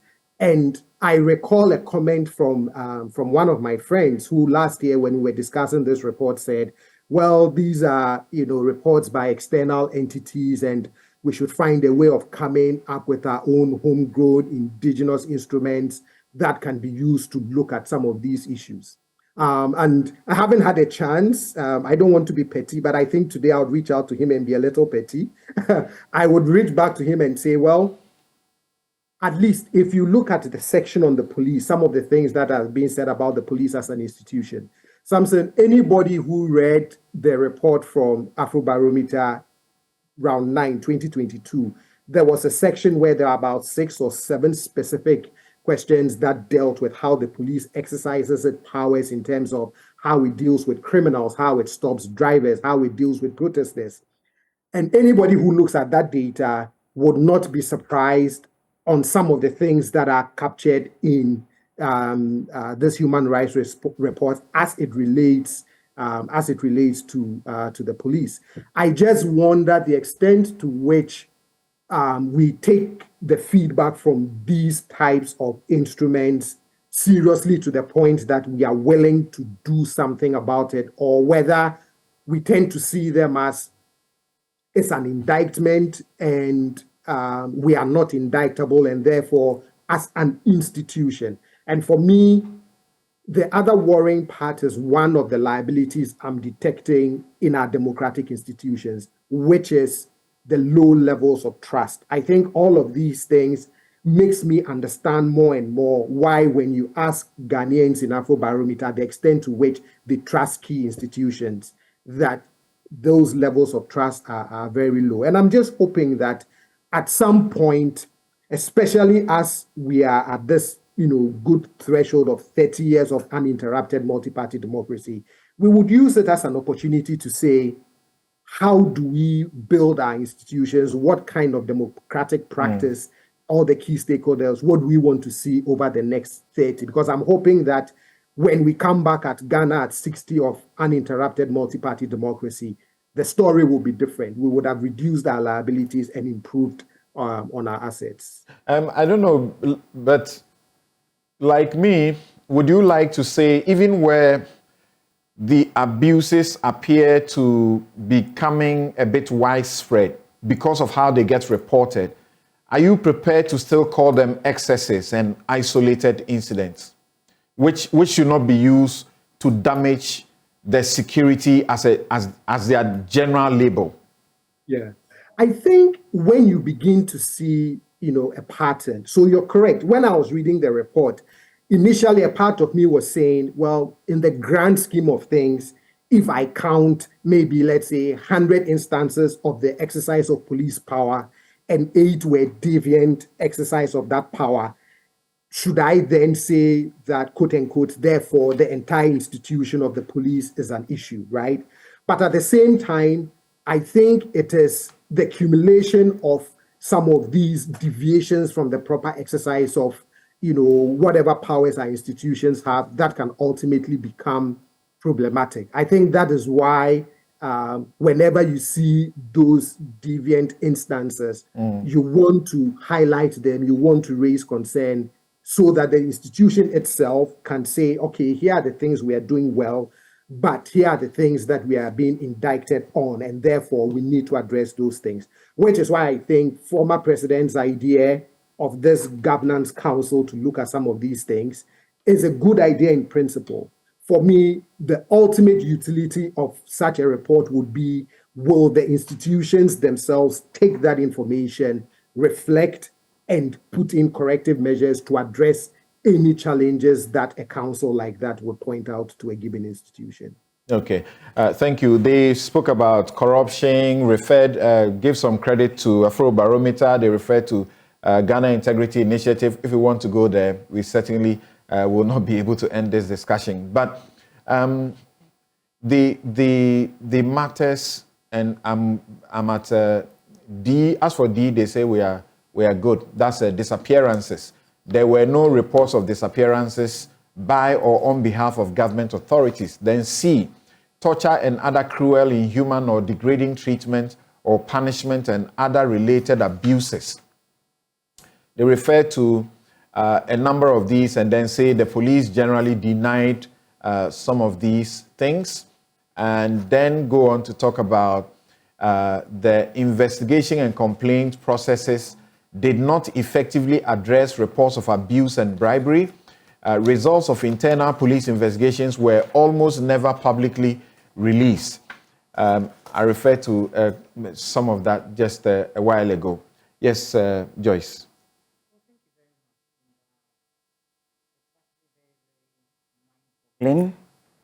That we now forget all the press conferences that used to greet such reports in times past.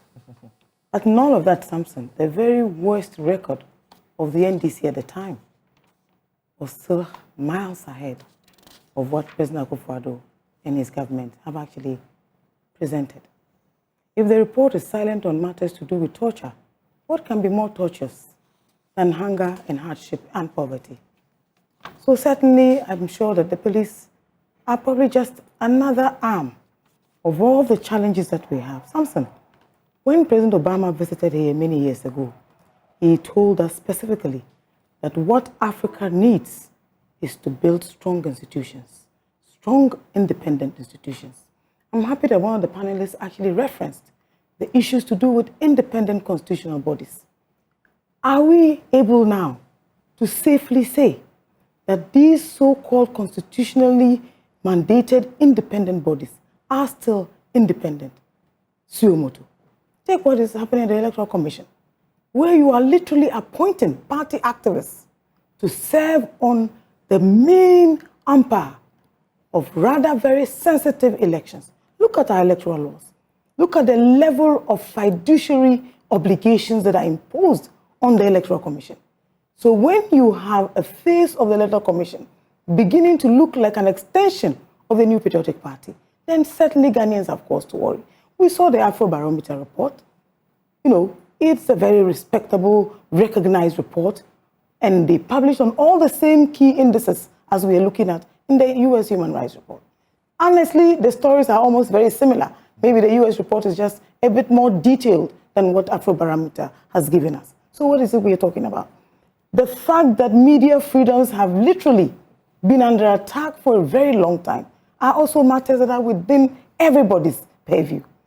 Secondly, that the police presently is struggling even to actually stand within this independence. And you know, personally, and I don't speak on this matter for the NDC or for President Mahama, so let me just issue this disclaimer. I totally agree. And funny that a few days ago, I was actually having a conversation with some students of mine, and this matter of the police and a decentralized police force, an independent police force. Remember in the past even, we had IGPs who were not necessarily career policemen. We've had that before. All in a bid to ensure what? The independence of the police service. If we can achieve even a minuscule of that level of independence that the Constitution guarantees them, certainly maybe some of these things will be in the past. But look, what is it that people want to see in a country such as ours? Why did people believe so strongly that Nana Akufo-Addo then was indeed a man who believed in the rule of law? And yet we experienced the most intolerant of all governments under this Fourth Republic since he became president of this country. Have we not overly pampered him? Have we not overly burdened the subject of who this individual is as against what he does and how he does it? We don't have to wait for the US government to tell us the challenges that we ourselves face, that we experience, that we live by day in. Look at the defenses coming in defense of what Brian Achampong has said. And then what do they tell us? We have a fresh candidate coming. Is it just about winning elections? And when you talk about a fresh candidate, who really is a fresh candidate? A failed economist, a failed vice president, a failed chairman of the economic management team, a man whose credibility is now in such tatters that he hides under the guise of individuals such as Brian Achampong to speak in the manner that he will be unable to speak with the confidence that he'll be able to speak. But look, all these things feed into people's perceptions of what pertains in our country. The report speaks about corruption.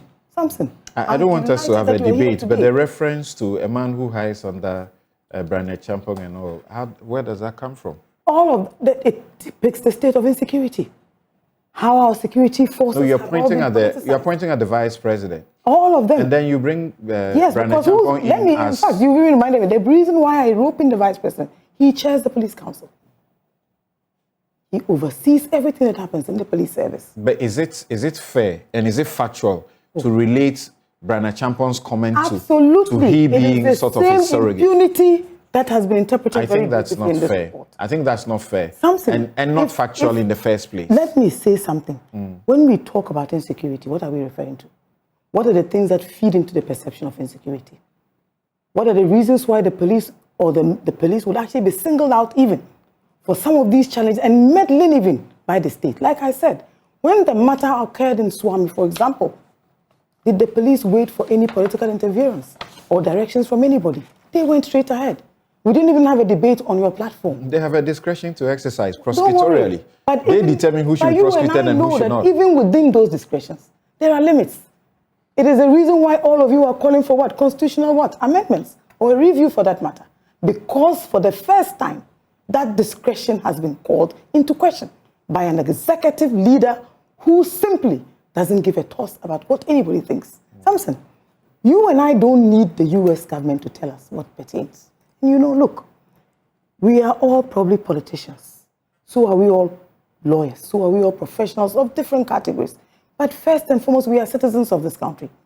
Whatever happens that causes any threats to our nascent democracy must be matters that concern all of us. And the fairness of these debates are really not the subject matter. Everything that is happening in Ghana so far is totally unfair. Tell me, where is the fairness that you see, even in how we are being administered as a people? How the executive relates to the citizens, how the police relate to the citizens, how various institutions demarcated as independent bodies of the state are being treated. In any case, in the past, we used to speak about the Electoral Commission having a chairperson whose tenure was secure. Do we still believe in that tenure being secure? If the Auditor General, whose position is independent, is currently in court and was removed because he was doing his job. Recently, you heard about the Attorney General taking on the sitting Auditor General for daring to publish a special report that he said was not within his purview so to do. So when you talk to me about fairness, about equality, about discretion, what are the discretions that you and I speak of? Okay. You and I don't have to define what a discretion means or what the limits of fairness on a discretion are. And when we speak about the times that it takes for even the courts to come out with rulings on some of these critical matters, these are all reasons why we are where we are. And personally, it is one of the things that I actually took from this conversation, even with President Mahama, this idea of a council of governance experts. And you know, today I know that sometimes we struggle to commend our CSOs. And I have these very interesting conversations with my brother from Imani, Franklin Kujo. And I'm happy that today Mr. Bentel has tried very hard to stay true to his conscience. And these are the sorts of conversations that I personally want to see. Samson, of what interest is Ghana to any political leader? Part of the if there's insecurity. Having sat on this platform for how many years, moderating these shows, part of the problem is, once you are in opposition, you are happy with the CSOs you're happy with the media. Once you get into government, suddenly they turn to the demons that... My brother, Samson, I totally they agree. never were. There has never been any government, any political party, more whipped by CSOs than the NDC or the PNDC. The records are public, and you can see. All right. So right. we have always been, we've borne the brunt of the worst and the best of criticisms. So I don't want to belabor the point. Right. Look, these are matters that ought to be taken very seriously. Right. And so when a government refuses, Samson, just a few minutes in the past, there will be press conferences if the NDC was in office, with people speaking all sorts of English and threats being issued, veiled and otherwise. What has changed? You see, let's remember that there are some individuals, even along and across the political divide, who are not different. I've been here many times. All right. Have you ever known me, even under President Mahama, to be different in terms of my views? Let's remember first and foremost that we are citizens. Like I said, right. If these reports are ignored, if the contents are not taken seriously, right. if remedial effects are not being made, right. then our democracy itself is going to be subverted. Thank you. And the report talks about working conditions, the labor front. It talks about several other sectors of the economy and what has gone wrong and needs to be righted, so to speak. Spends quite a considerable time on the vexed issue of LGBTQ+ and the intolerance that has, culminated in legislation underway to prohibit those activities, among others. Yes, Doc, what will be your comments on the report as you see it, various aspects? It's not only about security, police, the charge, and what they have done or have not done, government posture towards international and non-governmental investigations of alleged abuses of human rights, among the rest of them. Yes. So, Samson, thank you very much. I see the report as an important resource document. I mean, first and foremost, as a researcher, I see it as a document where the government of Ghana would definitely have to take serious, make considerations. This government especially has been interested in retooling the security services. So it would be good for us to look at this and ask ourselves, where are the lapses then? Because it's not just about retooling and empowering the units, but it's also about looking at the lapses in it that do not subscribe to the human rights. And human rights is something that is fundamentally enshrined in our Constitution. Chapter 5 is very elaborate about that. And I like when Professor John Kwapon said, look, we have gone through 30 years of, and there hasn't been any break in our democratic. So this is a time when we need to even strengthen better the institutions that would ensure fundamental human rights. So I ask myself then, what have we done to build these institutions? And believe me, I'm one of the first people to say that the worst we can do is to use a political eye or angle to look at human rights, because fundamental human rights affect everybody, irrespective of which party you belong to. So I kind of chanced on a report, 26 May 2021, that actually started to talk about a decade of issues in fundamental human rights. I even looked at what Media Foundation was saying about 150 incidents of violation against journalists since 2002. And all of those things then speak to the fact that we'll be wrong if we start, pushing things politically, but let's look at it fundamentally. And so I'm very okay, and like the other co-panelists said, that if ex-President Mahama says, let's call for an independent body that looks at some of these reports and ask that, what do we go forward with? It's not a bad, but how do we build our institutions? Where do we want to see our democracy going? Is it about the fact that we take a look at our Constitution? And recently there's been a lot of discussion about constitutional review processes. What are we going to do? So is it time for us to ask ourselves that the very institutions that we are building, that we are now claiming are being politicized, how do we enshrine clauses or put them into our Constitution? I'm not a lawyer in this, but I think that where do we go from there to make sure that the Constitution also protects these institutions from political interference? And I want to correct my sister here.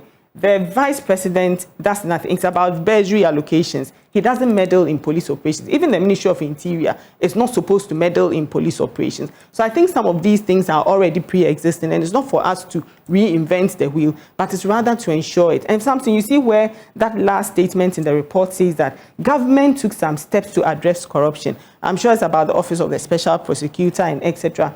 Human rights abuses by officials. You know, we've passed the right to information bill and etc. But the actual thing is about the impunity.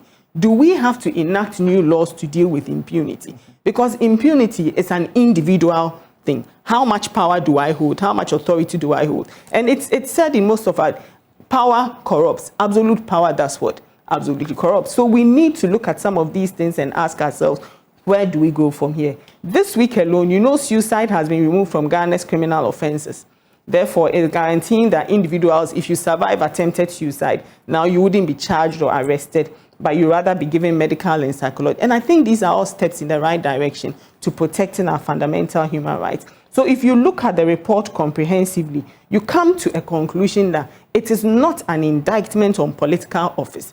And we need to take it that way, that it's an observation about the implementation of how we look at our legislations, how we ensure that institutions are able to roll out the things that they are mandated to do, the modus operandi of state security agencies, criminalization of public false news and criminal offense. It's so many things. And I think this is the wholesome and comprehensive way that we must look at it. I also was waiting for us to go into this offense of unnatural carnal knowledge, the U.S. position against the current position of Ghana, where we are going, the LGBTQI rights. As a sovereign nation, we have our right to make our laws, and that is where we stand as at now. Does that mean that we should be taken for saying that because we have made such laws, we are being indicted, or we are being taken that we are not protecting fundamental human rights? I think this is also a conversation that we would need to have.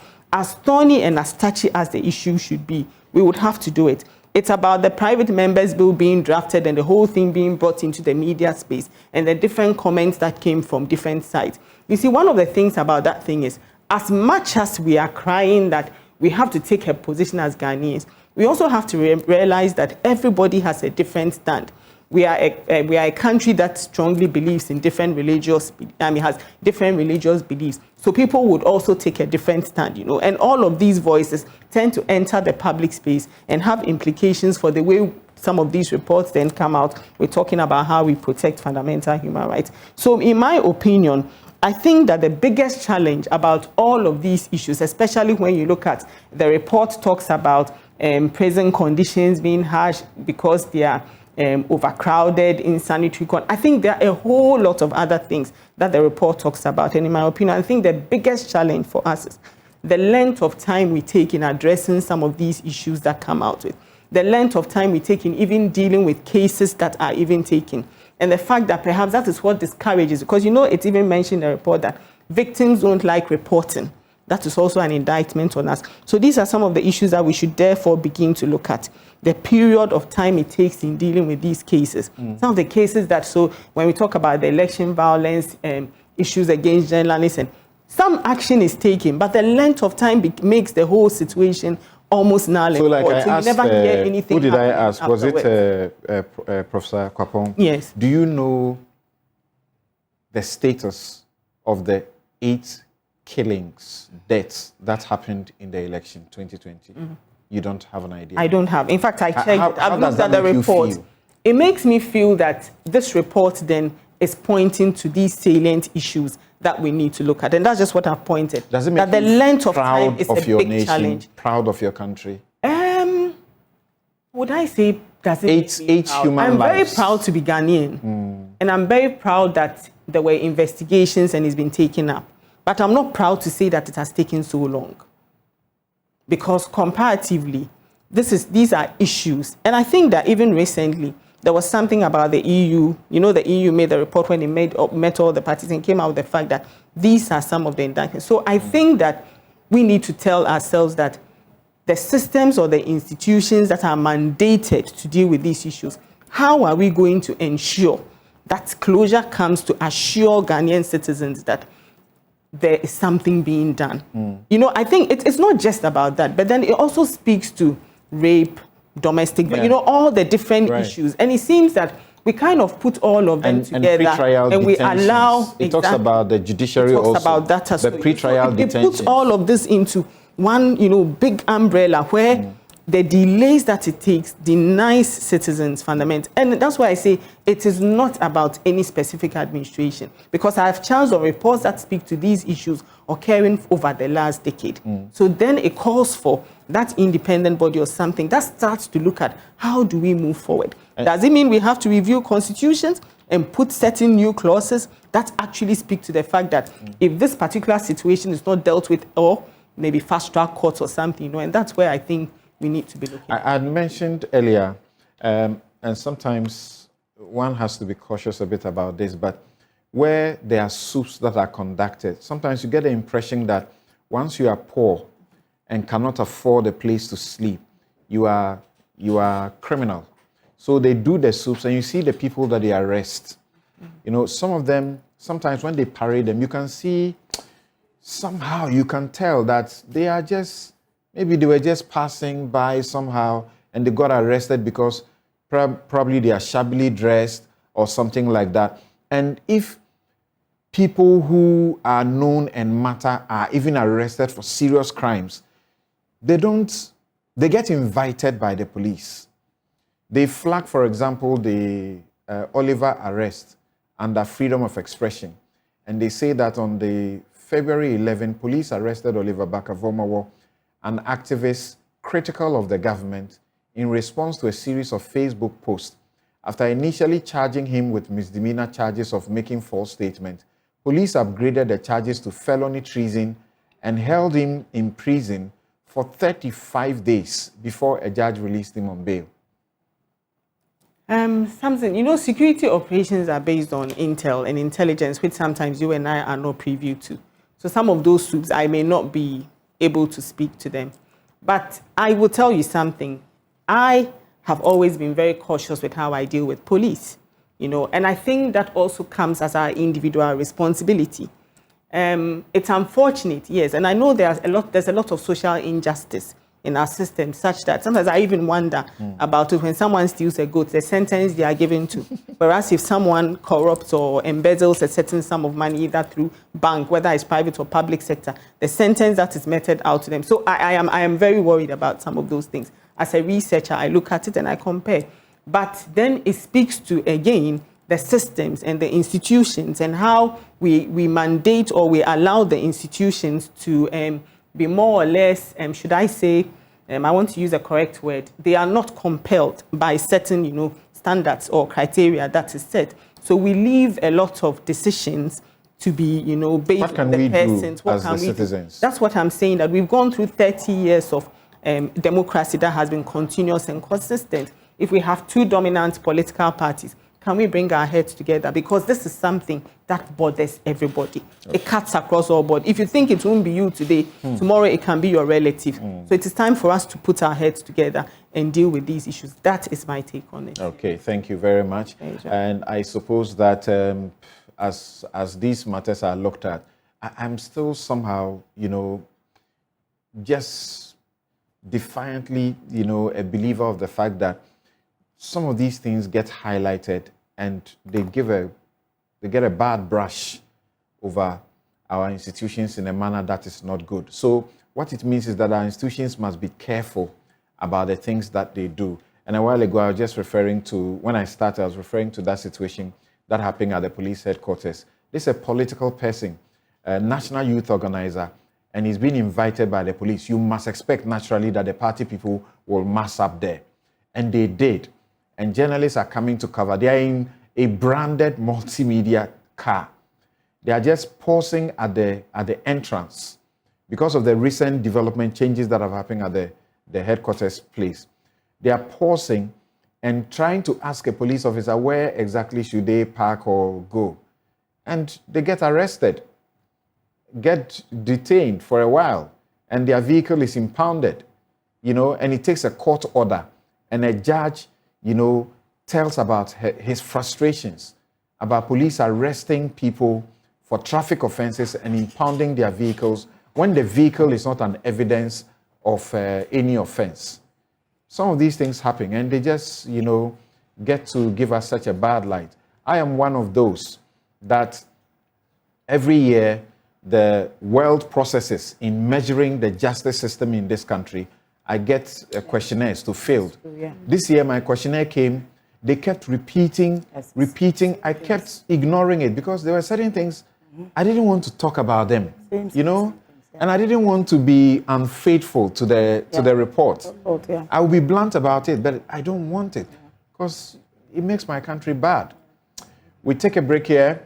We return to ask what is going on in Washington, D.C., is it? My guests have been lawyer Joyce Bawah-Muktari, who is spokesperson for former President John Mahama. Dr. Antoinette Thibault-Darkon is executive director, the Dankwa Institute, and deputy general secretary of the NPP. Dr. John Osai-Kwapong is fellow CDD Ghana, and shortly we'll be joined by Harry Yamson, managing partner, Ishmael Yamsing and associate. Kofi Bento stays with us. We have Lord Mensah professor and George Wiafe joins us also from where the talks are going on. We'll be right back.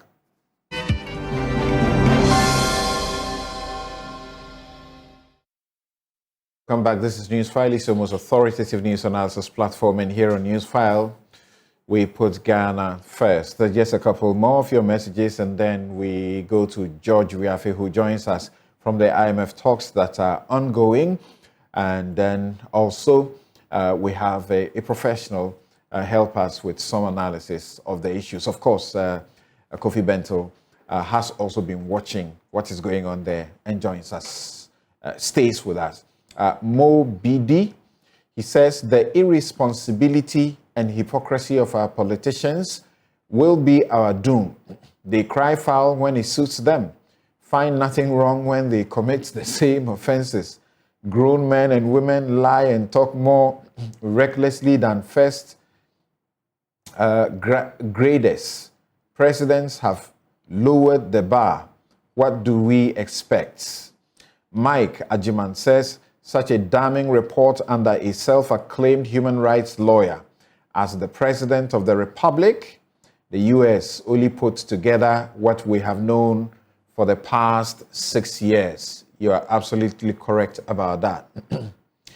Dr. Tony Edu says that the NDC public umbrage at Brian Champong is due to the following. His previous position and role in the Ayawaso violence, Ayawaso Wagon violence, his aggressive body language when he said, quote, MPP will use any means. Then PK in Elembele says, after getting the nod from Parliament to be Agric Minister in Ghana, we all expected Brian Champong to make a good statement to assure Ghanaians on how he will increase our food basket, but rather he used the immediate platform he had to preach how MPP will not hand over power to NDC. So from Suhum, MP battle with Honorable Opare Ansan of MPP and Ayawaso West Wuogon by election brutalities, Honorable Brian Champong has not changed. Gone are those days where force, violence were used to win political position or power. Today, voters or electorates are more enlightened to be walked over with guns and other weapons to snatch power. It's sorry to see the MPP officials justifying the wrongs and picking on past examples at the same time to showcase. Okay, thanks for those messages. Edward says, I'm wondering if we really do need anybody to be established to tell us abuses and human rights reports. Does President Mahama think our Shraj, Peace Council, etc. are not enough to be resourced to give us such reports? All the elements he mentions to be part of this potential advisory body are almost all within the Council of State already. We need to commit to enforcement not another advisory body. Musa Abatoa in Asawasi says, in recent times, MPP bigwigs have developed the appetite for unprinted statements that are dangerous to our democracy. The unguarded statement by Brane Champon must be condemned by all well-meaning Ghanaians. Violence doesn't know rich or poor. The earlier they stop calling for violence, the better for them. And finally, from Frank Anderson, he says, we all want improvement of our records on human rights, but the U.S. is in no position to lecture any country on human rights.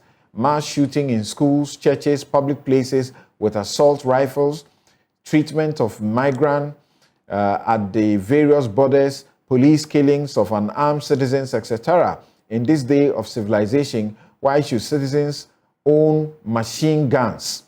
Brian is bluffing. There's no handover on 7th January 2024. Our constitution kicks in once this regime's term expires. The system will work that when the time comes. Thank you very much for those messages. Now, we are in the US now. I'm talking about Ghana and our Minister of Finance. And forget the joke that is being said that he didn't reference any single scripture for over an hour of presentation, but somehow it's true too. I'm reading the report that he has, some 24 pages. I can't see any Bible's scripture there. Right. George, thanks for joining us. What time is it now where you are? Oh, it's in the morning now. I think it's about, if I'm right with the time, it's 7 now here. Okay, so good. We didn't disturb you too much. How are the conferences, talks, and processes looking like? I'm reading from the U.S. People yelling, begging for Ghana for speedy action for Zambia and Ghana. I'm reading from Kristalina also saying they are going to push our creditors to help us to be able to get these things quickly. Samson, you're right on that one. And I stand to be, I've said this time and again when I've had opportunity to report from here, is that I stand to be corrected. I stand to be educated. Been following the fund for a while. I haven't seen any time that the country has requested for a program and you have all these actors pushing that. It's just like Samson having your chief examiner telling you that you even submit a blank sheet. I know what to do to help you pass the paper. And that is what has happened. But even though this chief examiner is saying that I'll help you pass the paper, they are also trying to ensure that the necessary structural reforms are undertaken to ensure that Ghana doesn't come back to this position again. And Samson, I would like to forget about even what government is saying and the personal engagement I have had with directors at the fund here, with technical officials at the fund here. And I can't believe some of the things that they are saying, Samson.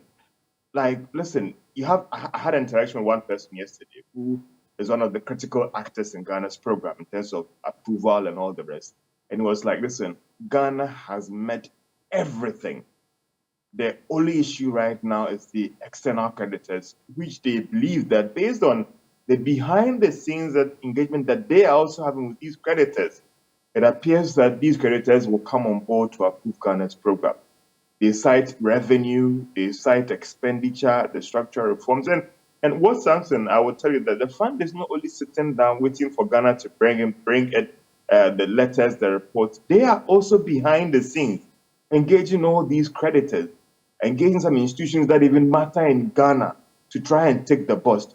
And everything that I ask these persons about how we are moving, whether we are there, whether they are just not pushing things so fast, even though they admit that things are being pushed fast, Samson, they, at every stage, Samson, they will tell you that Ghana has made quite significant process that they themselves are. George, we may be ticking the boxes, but as we knew, our debt holders traded 6.8 billion in the first part of the swap that we had to do.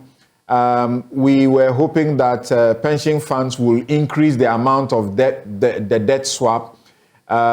We know that Ghana needs to restructure, is it 47 billion US dollars of the debt for the IMF bailout. We have heard the finance minister, and I think you engaged him, and he was trying to explain certain things. But we have seen some communication that suggests that there's an attempt to do what, quote unquote, is being described as a second debt exchange with pension funds. What do you say about that?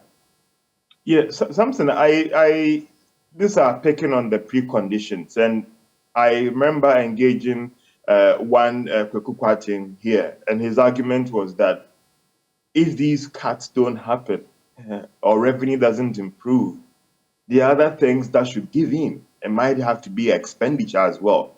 So the IMF itself, and when I put these issues to them, understand that some of these conditions are quite steep and sharp.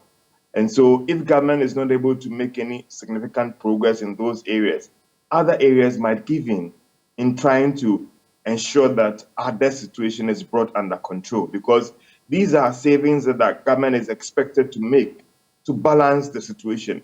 So if you are struggling to get bondholders to commit more, it means you may have to give in when it comes to expenditure, and whether there can be some rationalization when it comes to your expenditure to balance the situation.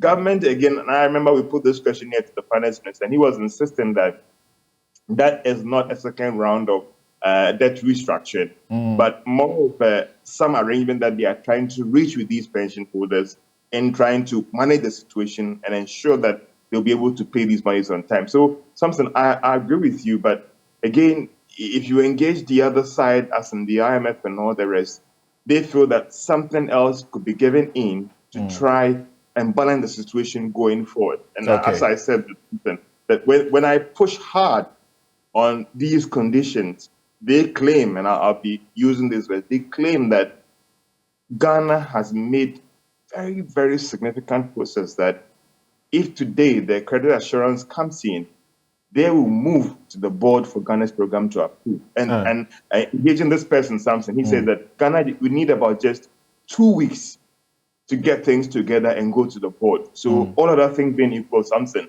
if we're able to get the financial assurance in the next 2 weeks or 3 weeks, the May deadline could be possible. And I put this question again, Samson, to this person who is a major actor here at the IMF reviewing Ghana's program request. And I said, I would not doubt the May deadline. It is almost through that we could get the program. George, when is this spring meeting ending, or it's over already?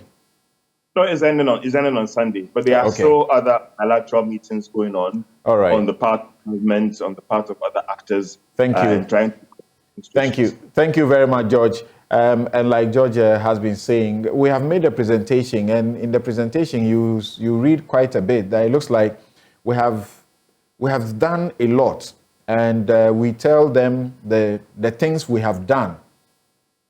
The document speaks about how Ghana has suffered from a deteriorated global macroeconomic environment, and how it has made significant progress in restoring economic and financial stability, how it is restructuring the external debt that is necessary to restore debt sustainability and ensure full financing of its program, and how the authorities expect to accelerate their management engagement with their external creditors. The laws that have been passed to, get more taxes, among other things, we have referred to all of them to assure our people, that those who we need to assure that we are doing the right things, and we should be giving this 3 billion. Let me begin with Harry Samson. First of all, the question is being asked that it doesn't look like we are going to be successful unless we we do some more of the restructuring. That is why we have seen this communication that is seeking to re-engage, some bondholders, including pension funds.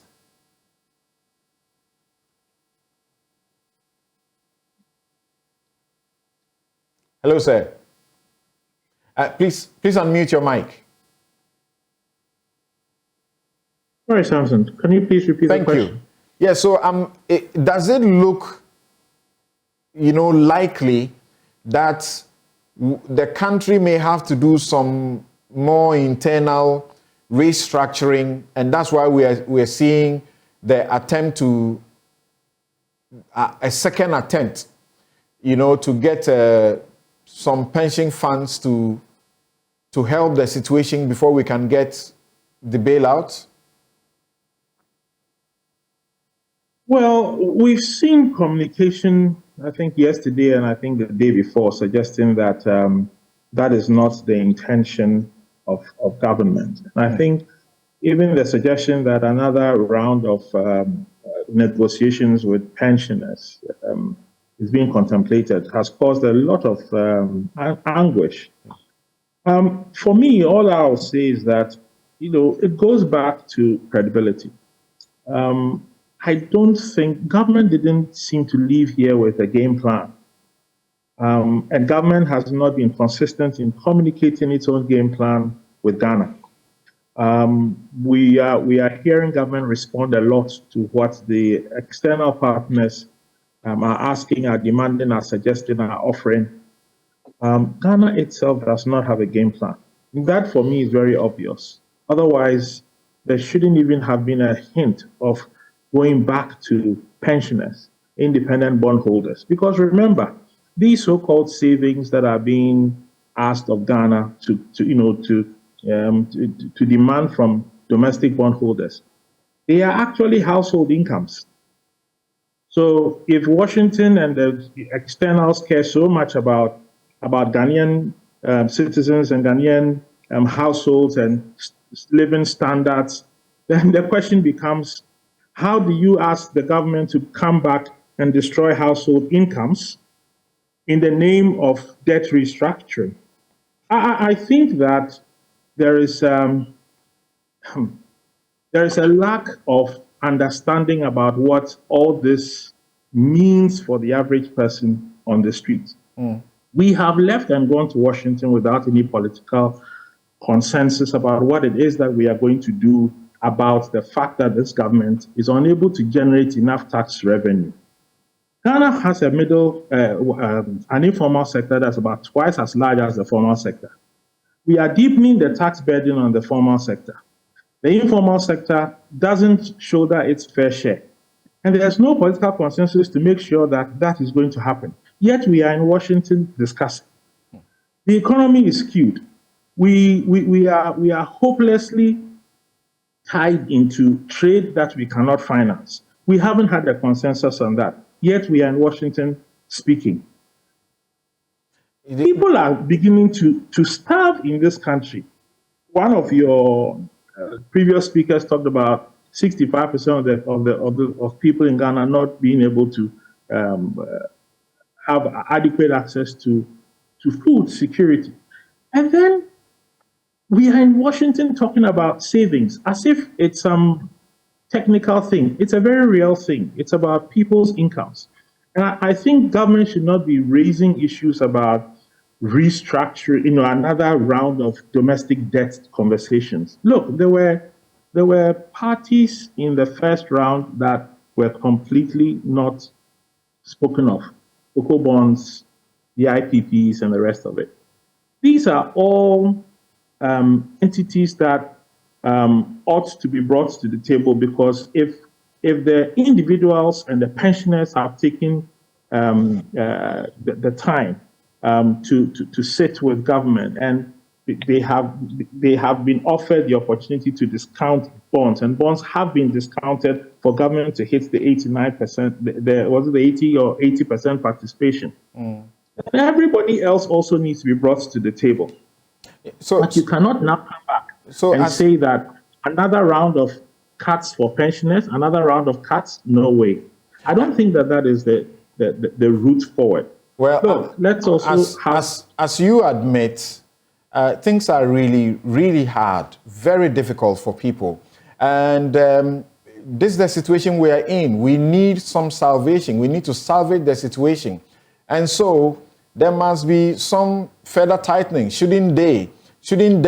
The ministry has not been able to honor, the bonds that is supposed to. And so we are just being told about a statement that the ministry was forced to issue. And he's saying he's hoping that by the, is it 18th of, there's a certain date it is giving so that it will be able to honor it. 28th of April. 28th of April, to the bondholders. We are reading communication or circulars that suggests that, for example, the Ministry of Health particularly, is now asking to cut the times when the usage of its elevator will be, and then there should be some days where the lift will not even be used. There's a statement. It will always go to the 4th floor of the minister. Yes, it says that there should be no use. Is that not ridiculous? There should be no use of the elevator from the 1st to the 3rd floor, and no lift days for Tuesdays and Thursdays. And what is the reason? The reason is that the current economic situation is impacting negatively on the finances of the ministry, and it has therefore become necessary to take some of these measures. So a lot has to be done, and a lot must be sacrificed. Don't worry, but to get into the minutiae, that lift will always go to the minister's floor. You see, Samson, we are being, quite honestly for me, ridiculous in all of this process. Look, it's good that we are doing something about taxation. Certain revenue bills have been proposed. But in the grand scheme of things, the way they have been brought up, the way they are going to be implemented, I tell you, the only effect that is going to have is a chilling effect on the economy.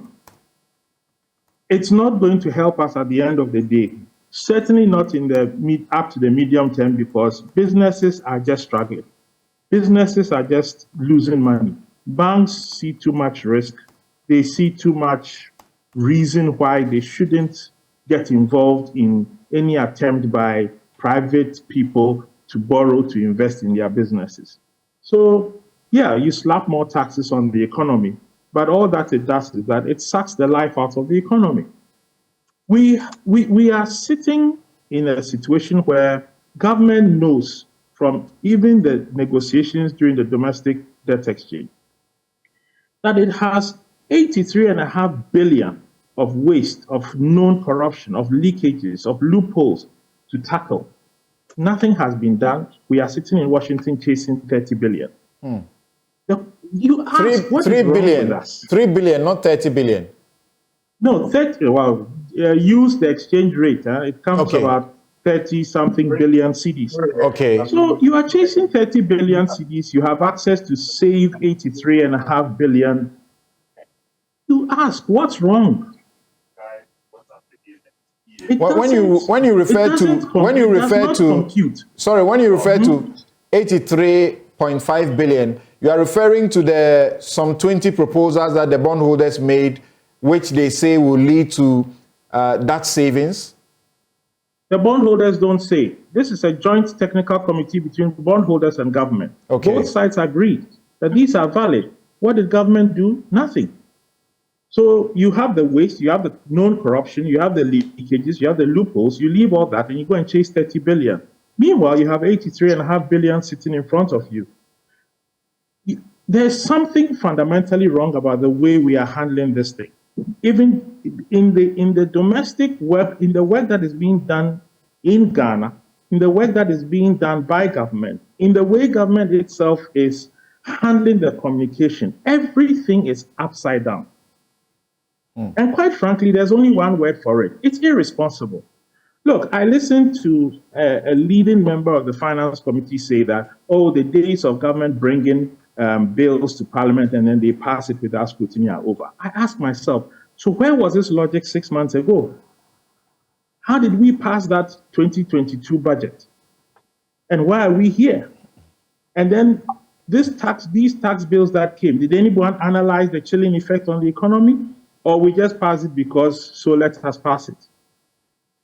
In other places around this time, they are also talking about how to stimulate, bring back growth. We are having a zero discussion about bringing back growth. I thought rather that if you see the document that the presentation to the investors, I think on page 12, the authorities, that is Ghana, the authorities have already taken decisive steps to restore macroeconomic stability and kickstart growth. And they mention the things that they are doing. Ambitious 2023 budget enacted with a front loading of the fiscal consolidation program, comprehensive set of revenue enhancing measures, including increase in VAT rate by 2.2 pp and review of the e-levy, electricity tariff hikes, bringing the cumulative increase to 60% since 2022. Samson, continued monetary policy tightening to bring inflation under control, comprehensive set of structural reforms, notably public expenditure review. So there's something being done. Samson, not one of those items is about growth. All of those items are about consolidation, and they are going to build cost for the firms and businesses that actually make this economy turn. Not one is about growth in the private sector. Not one. Go through that list again. Every one of them is either adding cost or taking away resources from the private sector. So I'm sorry, we have a zero plan to bring growth. Everything that you mentioned in there is just going to add cost. It's just going to tighten the belt around the neck of private sector people. So I'm not convinced. I don't think government has a plan yet for growth. I think we are very fixated on we've got to cut our debt obligation. We will talk to the externals. We will placate. We will beg. We will receive whatever graces they have for us. But we don't have a plan to do anything for ourselves. Okay. That 83.5 billion plan is a plan that we had for ourselves. We've done nothing with it. All right. And beyond that, to look at our own economy and say, despite everything that is going on, if we do A, B, C, and D, not too many things. Okay. But if we do A, B, C, and D, we will be able to create some spurts of growth. We've not done that. All right. Let me give we are off. Let me give. Thank you very much. Even though it was a rather short interaction, thank you for how the depth of it. Let me go to give the last word to Kofi Bento. Kofi, our document to the investors say the key principles of our creditor engagement strategy are transparency. This is something you have, you guys in CSOs, you have had an issue with. They say transparency, good faith effort for a collaborative process to restore debt sustainability, fair treatment across creditors, and consistency with IMF debt sustainability analysis. None of that is true. I think it's just rhetoric, and regrettably so. We do believe, and the work we've done shows that it is not understandable why the government has proceeded almost without sincere consultation of the people who matter. For instance, the bondholders. It is not understandable why the government has proceeded on its own plans, which clearly have failed. If you take, for instance, the debt exchange, we went through to explain that the debt exchange itself failed. We didn't achieve the 80%. But then the government goes and works the numbers and comes and says, we achieved it. Look, there's a saying that if you tell your neighbors that your mother is asleep when she is actually dead, the time will come you would have to deal with it. And this is the time. We are not happy saying these things. Our worry still remains that our government goes out and says all kinds of things and totally neglects, what's going on the ground here. The reason why you are hearing about a second restructuring coming up is because of what we said again. that during the debt exchange, you had a situation where the government said that some of the debt had been repurposed into treasury bills. Treasury bills are more expensive, they are more current, they hit you closer than the bonds you claim to be restructured. So it's jumping from frying pan to fire. And we have spoken with very senior people, very serious economists at a global level who said they've not been consulted at all. And we heard about how some of the persons who were holding the bonds also were not consulted. They were just told, and that's why they hit against it. And all these things, when you do them, you just kick the can down the road. Look, we want the economy to succeed. We want the finance minister to succeed. I was speaking to some people at Henley Business School recently, and I told them something which I think we all should hear. We have given this government and the finance ministry a lot of benefit of the doubt for the past 6 years, hoping that they'll make the right decisions. And consistently, they've made the wrong decisions. Unfortunately, we will all pay for it.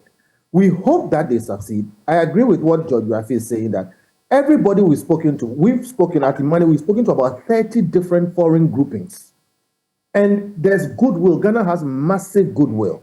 They just want us to just do something and they'll bail us out. And the reasons are not entirely economic. There's many reasons, political, so all kinds of reasons. So there's a lot of goodwill. The biggest problem we who are looking at all that is going on have is that our government seems to have decided that only a few people have answers to these problems. And those people are consistently failing, but we are not changing. And that really worries us. It would be sad. You remember we said that we won't get this thing in March. We are in April. It will be sad if we don't get it soon enough, because if it delays too much, it will be of no effect. Interesting there. Kofi, but like Harry Samson said, the individual bondholders, together with the ministry's own team, technical team, came together and identified as much as 83.5 billion that we could save. And like he says, he's the expert. I don't know what is going on. Those proposals, nothing is being done about them. He's right. And that is what surprises us. Because look, we believe that if there was sufficient and respectful consultation with the local bondholders, I'm telling you, they would have sat down and said, look, we are going to take this hit. But part of why there was a resistance is because nobody respected anybody here. And what you are saying is true. But we don't, or the government does not want to do that hard work and engage with local people. They would rather go and, be humble before the IMF, etc., which is fine. But if you don't solve some of these problems at home, we have a problem. Okay. Then it goes as far back as, look, we had Daniel Domelovo who was trying to collect money for us. And we drove him away. So there's a certain problem with this government dealing with local solutions involving local players. There are very fine brains, very good ones, global reputation, who have things to contribute. They have not been consulted, and even where they offer, they are just shooed away. And somehow, like I said, we give them the benefit of the doubt. They consistently make mistakes, and it seems to be continuing. That is what is worrying us. The solutions are here. You just, the last issues you raised, economist Kwame Pianimi raised them with us last week about it's not good for the government to think that it has all the solutions when clearly it's failing forward. Thank you very much. Harry Samson, Managing Partner, Ishmael Samson and Associate. Kofi Bentel is Senior Vice President, Imani Africa. Professor Lord Mensah couldn't join us because he has a situation that he has to attend to right now. I'm Samson, Lardy, Anyenini. Thanks to my production team, and thank you all for joining us. This show is brought to you by Bank of Africa, strongest a group and closest a partner, MTN everywhere you go. Ashasi University, educating ethical and entrepreneurial leaders for Africa. Robert and Sons Upscale Services, your comprehensive eye care service provider for 31 years. My Way Insurance. Dial *165# on the MTN to join. Duraplus, where water goes, Duraplus goes, water flows. DBS Industries, roofing, Papa Fie, and Rehoboth Social Housing. Your housing dreams become reality. And my outfit, as always, is by Habil's Couture.